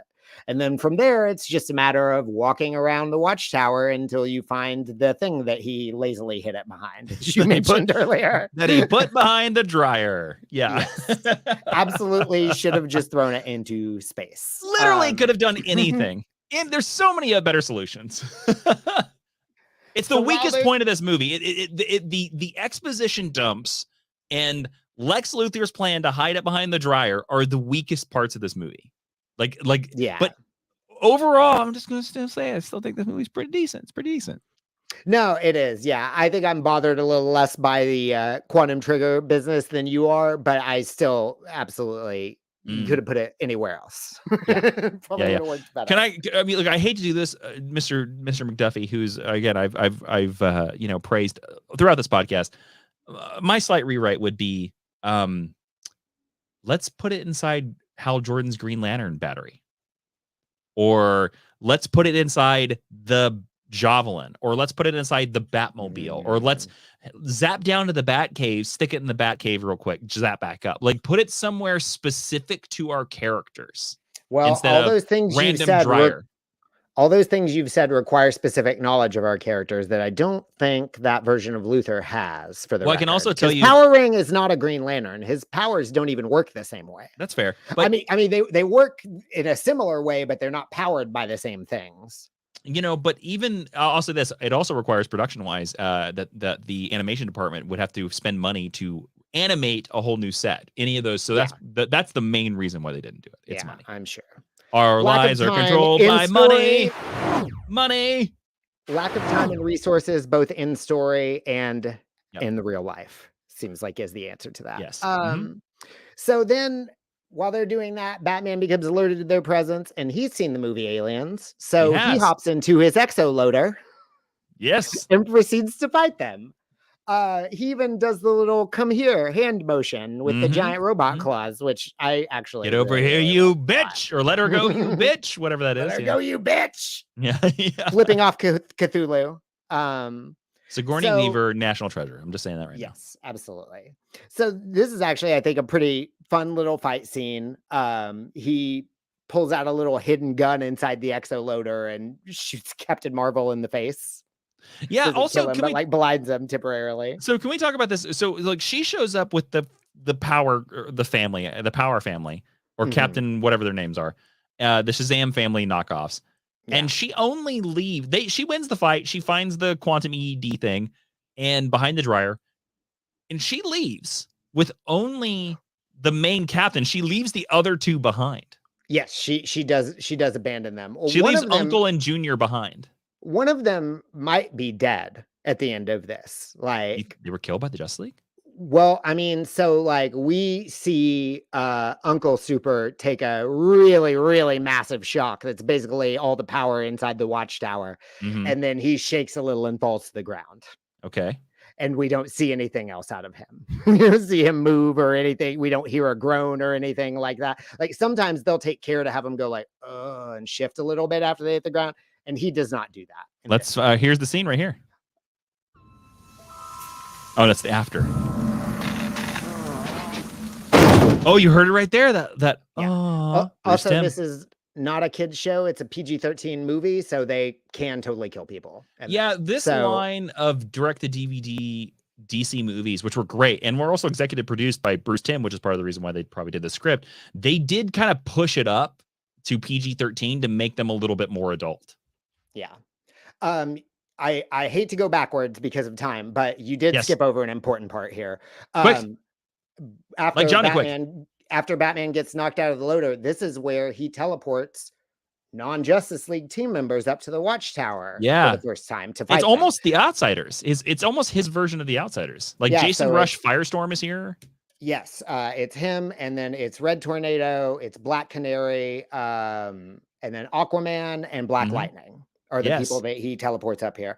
And we'll say, don't get too used to Black Lightning. Yeah, I know. You will see him in this context. He is in the comics, not just DC Comics in general, obviously, but I mean specifically in the Justice League animated comics continuity. He appears in that, but never actually appears in the show. But I'm glad that Dwayne McDuffie slotted him in here. Do you want to, Jeremy? Do you want to jump ahead to the big final fight? Just like go straight into it due to time. I mean, we can still go through this a little bit. I just didn't want to spend too much time on anything, you know. Right. So I just don't want to have a crisis of two podcast hosts. No, I think we're still going to be okay. Okay, cool. So after that, we get a scene when Wonder Woman and the remaining Captain Super take off. Batman jumps into the portal just in time to get transported to Earth 3 alongside them. After that, we get a scene where Rose is immediately after her father told her not to, having a bigger press conference. Yep. with Yep. more politicians and police officers and judges. She's assembled all these people that are willing to stand up to the crime syndicate and put them in one place, apparently, which doesn't seem like that smart of a tactical move to me. If Rose was on our Earth and still fighting the crime syndicate to this day, she would be on her phone jogging, telling us how much the crime syndicate just like sucks. She would just be constantly be like, the crime syndicate, they're terrible. Just bad operational security, Yeah. to the point where an assassination attempt is made on her life by Archer. Of course. And Martian Manhunter stops it and then proceeds to break his mind by turning into a terrifying Martian wraith who chases him down a building as he's falling. Yeah, he has intense PTSD. Like falling off a building is bad enough, but then the Martian wraith chasing you down it is horrifying. He's just shaking afterwards. I mentioned that just because it's one of my favorite little bits in the movie.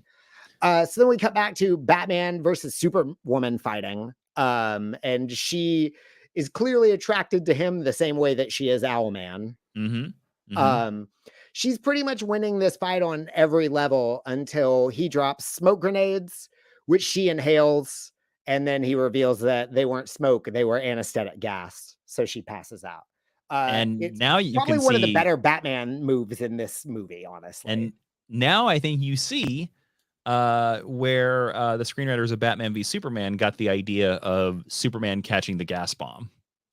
Yes. I think they took that from this.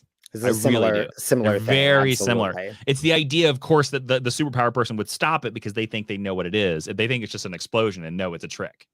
Yeah. So it's very so yeah, I think it actually works pretty well. So after that, the League basically learn what the QED does and can do, and then what Owlman is even really going to use it for at this point. It's worse than they even thought.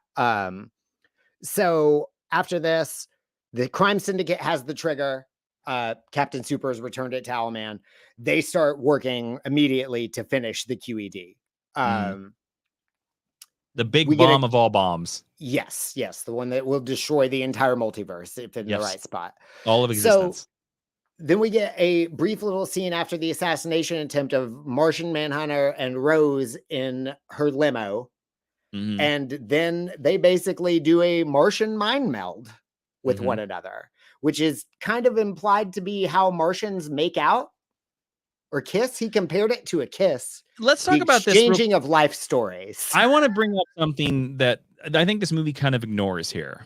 How old do we think Rose Wilson is in this movie? Because I will say Rose Wilson, typically Scavenger in DC continuity, is part of the Teen Titans. Yeah. And John is older than a normal human at this point. Let's give her, she's in her mid-20s, because if everybody else is about 10 years older or further along in this universe, let's say she is too. Okay, if that's the case, if she's a young woman, then I think this is fine. But there were some moments in this where I was like, I kind of think we need to maybe clarify that she's an adult. Yeah, and I didn't read her as teenager. Okay, I did a little bit, but I just wanted to bring that up. That was, I wanted to, point that out. Anyways. I feel like if she wasn't an adult, that he just wouldn't let her have press conferences. I think she's got to be at least 18 to do that. I don't know. Anybody can make a press conference, Jeremy. I mean, he's the president too. We've seen presidential people put on press conferences in parking lots. So, next to hotels. Yeah, but they were doing that on behalf of the president too. If you were opposed to it, it might have been a different story. That's fair. That's fair. That's fair. I don't know if adulthood is the clarifier for when you can do press conferences. No, but I just mean that if she were a minor child in his care, he could have stopped her. Fair. That's all I mean by that. I think she's probably an adult just because of that. Yeah. I don't think Barron Trump could have been like, I'm going to have a national press conference, and they would have allowed it to happen without Donald Trump being like, okay. You know what I mean? Maybe not. I don't know. Maybe not. I don't know. Man, best of luck to you, Barron Trump, wherever you are. What happened on? I can't wait to meet your Earth 3 counterpart. All right, let's move on. So, the League makes their way to the secret moon base. And then we get our big fight scene that's basically going to last the rest of this movie at this point. And we're cut in and out of it. And Owlman does a double cross of a double cross. Yes. Like he double crosses the double crossers, which I think is very funny. Yeah, the crime syndicate is unaware that his plan is to destroy all of reality. So they're kind of willing to team up with the Justice League at the point where that becomes clear. I like this turn. I really do like this turn that the real villain of the movie is just one of the crime syndicate, not the that they're not that evil that they're like, yo, I still want to make some money, yo. It's very similar to the end of Unlimited in that regard. I mean, that the villains express a similar sentiment. Like, this is my Earth too. Like, I don't, I don't want the Earth to be destroyed. Like, we might fundamentally disagree about how crime and property work, but I want to be alive. So yeah, I don't know. It kind of reminds me of that a little bit here. So Owlman escapes to Earth Prime with the device. He has blocked them and locked them from transporting to that Earth. Batman and Lex figure out, though, that a speedster moving fast enough could help them piggyback from break through the signal, basically acting as a portal to do it. Flash volunteers, and Batman is immediately like, no. But to stop to that, tells him that he's not fast enough to do it. He lies. He lies to him. Johnny Quick volunteers and does it. So Batman goes through. Nobody else can go through because you need the device to protect you, or the event horizon will shred you apart. But we have seen other Superwoman brought people. Well, she had a device. She did, but so does Batman. So if you're touching Batman, you should be able to walk through the portal. Yeah, but nobody could go through after Batman because they weren't touching him. I don't buy that. I buy it for story reasons that we wanted a one-on-one, but I don't buy it for technical reasons. I literally think more Justice Leaguers could come through with him. I mean, they could have come through if they had done it with him, but nobody did it with him. And I think it's probably better for not having a ton of them there for the end. Personally, it's a pretty weak explanation of why no one else is there, but I'm okay with it at the end of the day. So they get over there. Owlman pontificates on the nature of existence in a multiverse. Yeah, he monologues real hard. He fights Batman. Batman wins. Like, that's basically how it all goes down. We got to give, though, William Baldwin probably gives his best line reading. There's a really cool Batman line right here that I would like to play. I hope I'm at the right moment. But when it looked back at us, you blinked. So he says that you cut off the beginning of it, but yes, we both looked at the void and you're the one that blinked, which I'm just like, that might be the most badass. I wish Kevin Conroy was saying it. Yeah. I thought that a lot for a lot of Batman lines in this. It's like, oh, I'd love to hear Kevin Conroy do this. Also, now we never will. But Batman wins, yes, and then we get a twist. We finally learn what happened to Johnny Quick. Or what is going to happen to Johnny Quick. Yeah, so after Batman comes out, he tells him to stop vibrating, and Johnny Quick has sucked all of his own life out of him, basically. He appears to be a very, very old man. It's a reverse vampire. Or no, it's a regular vampire. Sorry. And he seems to immediately realize that Batman played him. He's like, what was all that stuff about Flash not being fast enough? You knew this was going to happen. And Batman just looks at him. And Johnny Quick goes, good one, mate. And then dies. And then Batman secretly takes a picture of his dead body to add to his dead body collection because Batman's a real weirdo. Yeah. Who has taken a lot of lives indirectly, for sure. Yeah, so you have somebody asked us a question specifically about this moment. Yeah. One of our listeners. Noah Dalton asked, what is your opinion on Batman manipulating Johnny Quick? His fate is pretty bleak. Yep. It is very bleak. You said it. Batman killed this dude. Yeah, he did.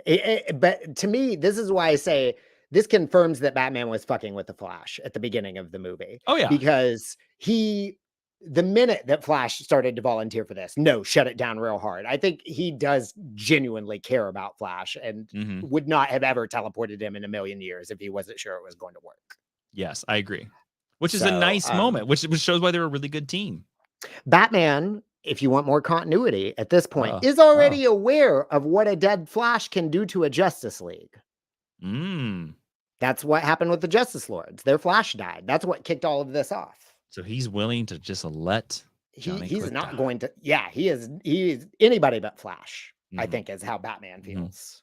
Can we talk about the goofy Space Marines? They're kind of goofy. Yeah. There's a so floating tank in this space station. Yeah, the cavalry shows up and it's Marines that are astronauts. It's very weird.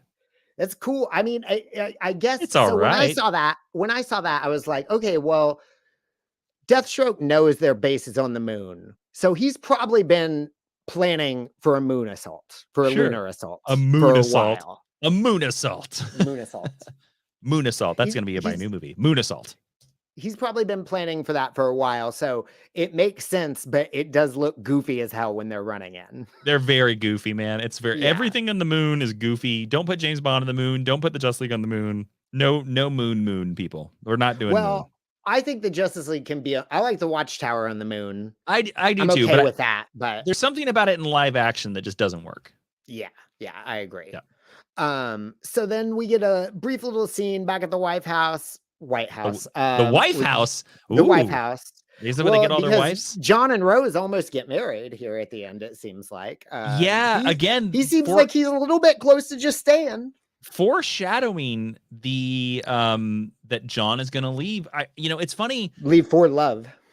It's funny. I think maybe if this had been if this had been just a one-off 2-hour movie or the beginning of Justice League Unlimited season 3, imagine this was like the opening 2-parter of Justice League Unlimited. I think John would have stayed. Yeah. And that would have been the exit of the show. And I think we would have gone back to this Earth. Maybe one or 2 episodes of Justice League Unlimited. I think that if I agree with you, and I was going to bring this up at some point. I think that if we had gotten this in its original form where it was supposed to go, that Earth 3 would have recurred at least 2 more times. You know what? I'm also going to point this out. I think we would have even had an added twist because I know that the ultimate ending of this show is Darkseid, and it's everybody versus Darkseid. I think they would have gone and grabbed the crime syndicate to fight Darkseid.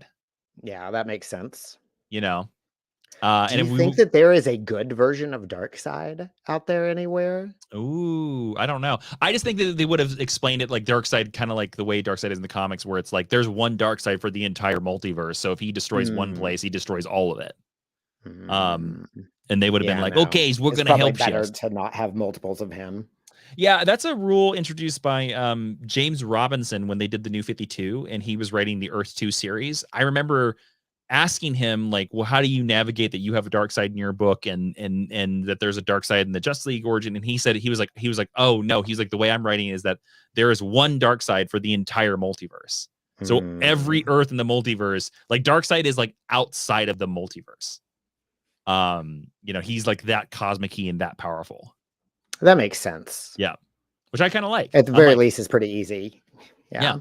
All right. Okay, so now we get Wonder Woman's invisible jet. We get the actual introduction of it in continuity. Learn that she has brought it home with her somehow. Flash runs right into it. It's pretty great.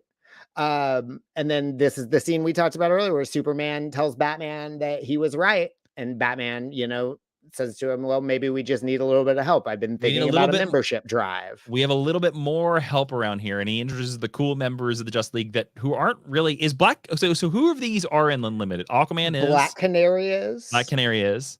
It is a different version of Aquaman, but yeah, we do see him. Do we get Red Tornado?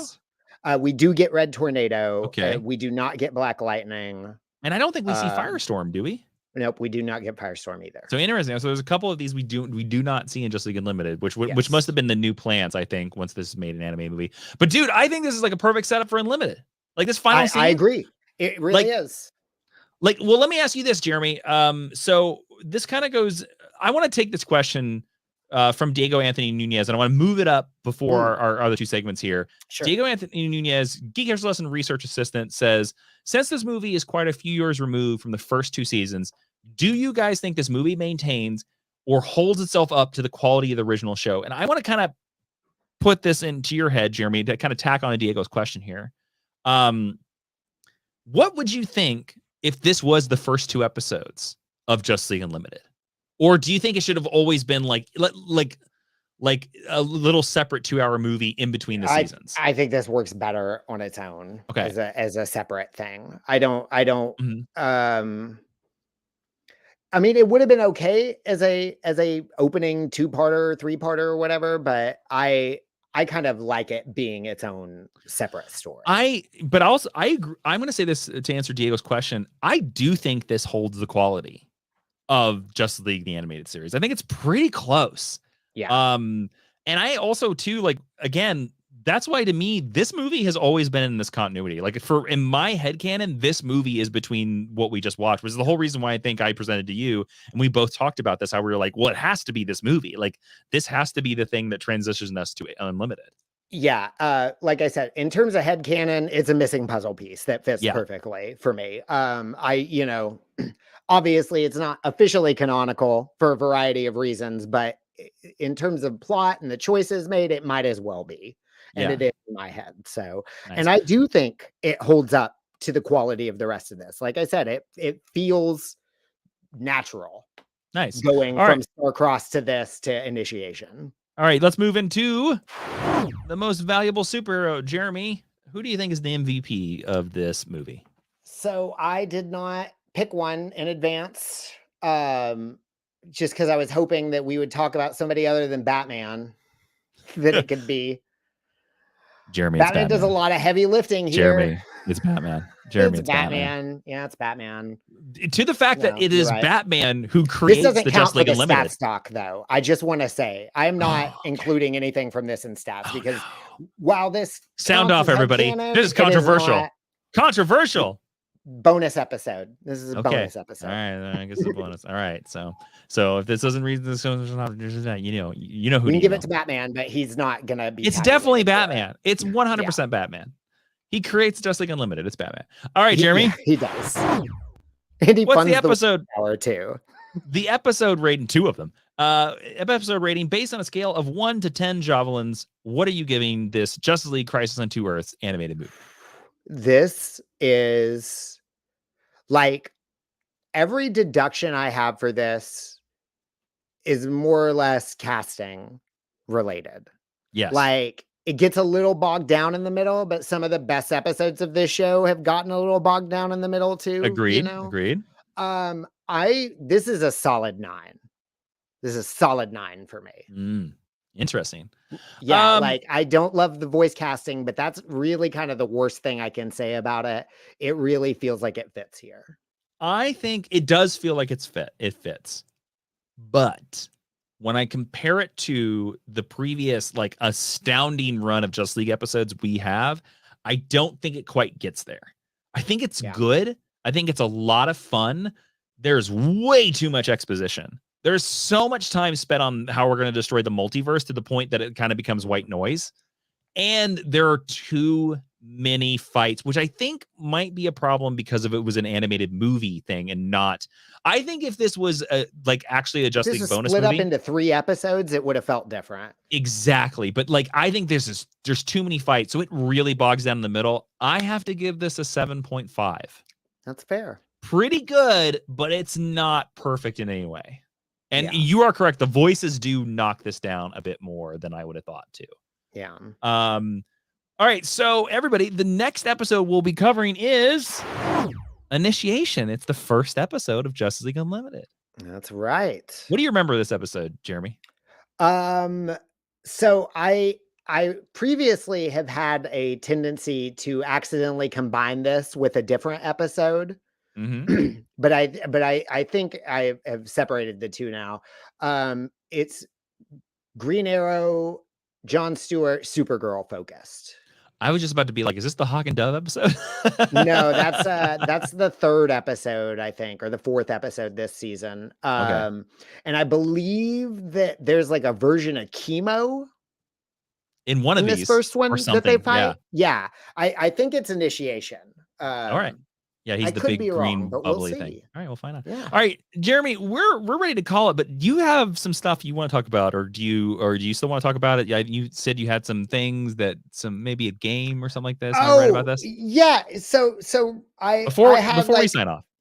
Yeah, I had like a list here of crime syndicate members who either never encountered their alter ego or Mhm. were never referred to by name Okay. in the movie itself. Got it. So I have a list of them, and I thought it might be fun if I tell you the name, if you tell me what DC hero you think they were supposed to represent. Okay, so you're giving me the Earth 3 name, and then I'm going to Yes. say who I think the Earth 1 version of this character is. Yes. Okay, let's go. Let's do it. Sound fun? Should I keep score? Yeah, you keep Okay. it score yourself. I'll give myself right, a point first for each up. one. Okay. First up is Angelique. Jesus. Is she I'll give you a gypsy? hint. She's one of the first people you saw. Oh, that doesn't help me. Starfire? I have no idea. Nope. She's the Hawk Girl stand-in, the winged one with Oh. the Martian Man at the beginning. It was Her in the name's Angelique. name. Okay, see, I So was. Okay. Her name is why I think she's supposed to be a Zuriel type a little bit too. Okay, interesting. So, Black Power. I mean, that's got to be Black Lightning. Correct. All right. One. Next up, Model Citizen. Model Citizen? Mm-hmm. I mean, that my gut thinks it might be Captain Atom or Citizen Steel. Is it Captain Atom? Nope. It is the alter ego of Looker. Who's Looker? So I don't know what Looker looks like I'm in the Googling it right now. comics, but it was the pink lady who Jedi mind tricked Flash. Yes. Oh, she is a real character. She's apparently appeared in the second season of Black. She's a Black Lightning character. She's an outsider. That's why. Oh, okay. Okay, now I remember her. That is a deep cut. Okay. All right. Yeah. Okay, so next up, Breakdance. That's Vibe. Yes. That was right. Okay, it's two. That was a little bit obvious. Mm-hmm. Sigh. Sigh. Prism? No, I'll give you another one. Think more literal with the naming. I don't know any telepathic sort of characters. I don't know. I have no idea. No telepathy at all. That character's named after a weapon, a sai. Like a sai. I got nothing. Just give me the answer. Katana. Oh, damn. All right, that makes sense. All right. Okay, Aurora. I kept thinking PSI. That's what I kept thinking. I was like, no, mine. like a sai, like Raphael even after you explained it. Well, that's Aurora is Ashley Victoria Robinson's amazing comic book that was on Kickstarter. Aurora and the Eagle. That's who that is. That's right. There's no other version. but of course, though, Halo. Oh yeah. I see in that beginning scene with the I forget that Halo League. I forget that Halo even exists in the DC Comics universe. Yeah. So. Okay, is that all? Next up, nope. Next up, the Extruded Man. That's Elongated Man. Yes, that is correct. All right, I've got 3 of these so far. The three so far. Next up is Vamp. Vamp, like VAMP. Yep. Oh boy, I don't know. I have no idea. Metamorpho. That is the stand-in for Vixen. Oh, okay. Except her powers work differently in this. She's like a combination of herself and Beast Boy a little bit. Yeah, I see that a little bit. All right, cool. All right, fair. Next up is Fortune Teller. That's Gypsy. No? Or I already get Gypsy. Yeah. That's Gypsy. All right, so I've gotten 4. Gypsy. Doing terrible, everybody. Okay, next up, I put these on the list and we talked about them too much in the episode, so I'm leaving all the supers off. Captain Super, Uncle Super. Yeah, the Shazam, Uncle Dudley, and Captain Marvel Jr. Yep. Yeah, give yourself 3 points for that. Woo! I'm up to 7. Manhawk. I mean, it's Hawkman, right? Correct. All right, I've got 8. Mr. Horrific. What? Mr. Horrific. Horrific. Mr. Terrific. Yeah. All yes, right, I'm up to 9. Mary Mayhem. That's Mary Mayhem? Yep. That's got to be Mary Marvel. Yep, correct. Why didn't they call her Mary Super? Because she's not in their hierarchy. That doesn't make sense. What was the name again? I'm sorry. Megamorpho. That's Metamorpho. Yes, that is right. All right, up to 11. She-Bat. She-Bat? Yep. Is that Batwoman? Nope. Who's She-Bat supposed to be? She is a hybrid of Man-Bat and Catwoman. Oh, no, I don't buy it. That's a made up thing. I don't care. Bruce Tim. We're not doing it. Warwolf. Warwolf? Yep. Who is this? Beast Boy? You mentioned him. I did? Yep. I have no idea. Who is it? It's Lobo. Oh, what is his name again? Warwolf. Lobo is Spanish for wolf. Come on. No, What I'm do you not mean, buying come it. on. No, that makes Nope. perfect sense. Lobo is not- Spanish for wolf. That is what Lobo means. Lobo means wolf in every I get it, but they only named Lobo. They only named Lobo because of the Sheriff Lobo television series, Look, not because of that wolf. No, I understand. If you want to bitch about something with this, like bitch about the fact that Lobo is a bad guy in Earth 3. Yeah, that's fair. Don't quibble with his name, quibble with his entire personality. Well, and also the fact that he would work for the crime syndicate at all. Exactly. Yeah. There's way bigger problems than him being called Warwolf. Well, that hat is quite a problem as well. We're just gonna say the little dinky hat he wears in the movie is quite a problem. Okay, I'm not gonna get into that. Scream Queen. I mean, that's Black Canary. That's Black Canary. That's right. Right. Archer. I mean, well, he's that amazing secret agent that I watch on Hulu. Green Arrow. Okay. Last one, Olympia. Is this Donna Troy or supposed to be Donna Troy? Wonder Girl. Oh, they don't say the name Donna Troy, but she's supposed to be Wonder Girl. Yeah, she's the only one that looks like a Amazonian that we see in the movie. Yes, fair. Fair. And these people are not given names on camera or otherwise, but we do see alter egos also of Wildcat, Sandman, Power Girl, Dr. Fate, Zatanna, Firestorm, Red Tornado, Blue Beetle, Cyborg, and Swamp Thing. We see these people. If you look closely in the scene where Lex Luthor is explaining the organizational hierarchy, you see photos of all these. Oh, yes. Because that's where I first saw the picture of Wild Wolf or whatever the hell his name is, Butler Lobo, and I didn't think we were gonna see him further in the movie. And then when he showed up, I was pleasantly surprised. Mm-hmm. The main one of those that stands out to me is the Blue Beetle one because he's orange and his helmet is a little bit different. But yeah, but that's the main one of those that stands out to me looking at the design. But I would have liked to have seen a little bit more of those. Nice. So. But yeah, that's pretty much everything I had for this. I'm making sure that I didn't miss any other of the continuity notes here that link these two things together. Oh, there is one I didn't mention. All right. At the end of the movie, Green Lantern mentions that Flash has a car, which appeared in the second season of Justice League. Again, they didn't change the script one bit. That's why I said 95% of it is. I feel like they didn't change the script one single bit. Rad. All right, cool. Really have to. Real quick, we are moving on. The next episode you will be here is unlimited. I don't know if we talked about changing sound effects or not. I don't know. We'll figure it out next time. We did. Yeah, we can have more, but we haven't decided what they are yet. Oh, nobody sent them to us. I think I don't think we've received any yet. Yeah. So if you want to send in some sound effects to Jason and Jeremy at Jason and Jeremy pod at gmail.com. They might make them into unlimited. They might make it. And stands a pretty good chance, honestly. I mean, we're expanding the board. Wusho 4 has been the best sound effect 2 years in running, and he's willing to have a bigger family. He's ready. He's ready to meet his Uncle Super. He has a lot of love in his heart and can share it. So if you want to leave us questions for that episode and that next episode, be on the lookout for a post asking for questions at patreon.com/Jawin. That's JAWIIN. Jeremy, do we want to tell them how we're doing that differently now, though? Oh, we do. Sure. Go for it. Yeah. So what we're going to do moving forward is we're going to take your questions for each episode in the next episode.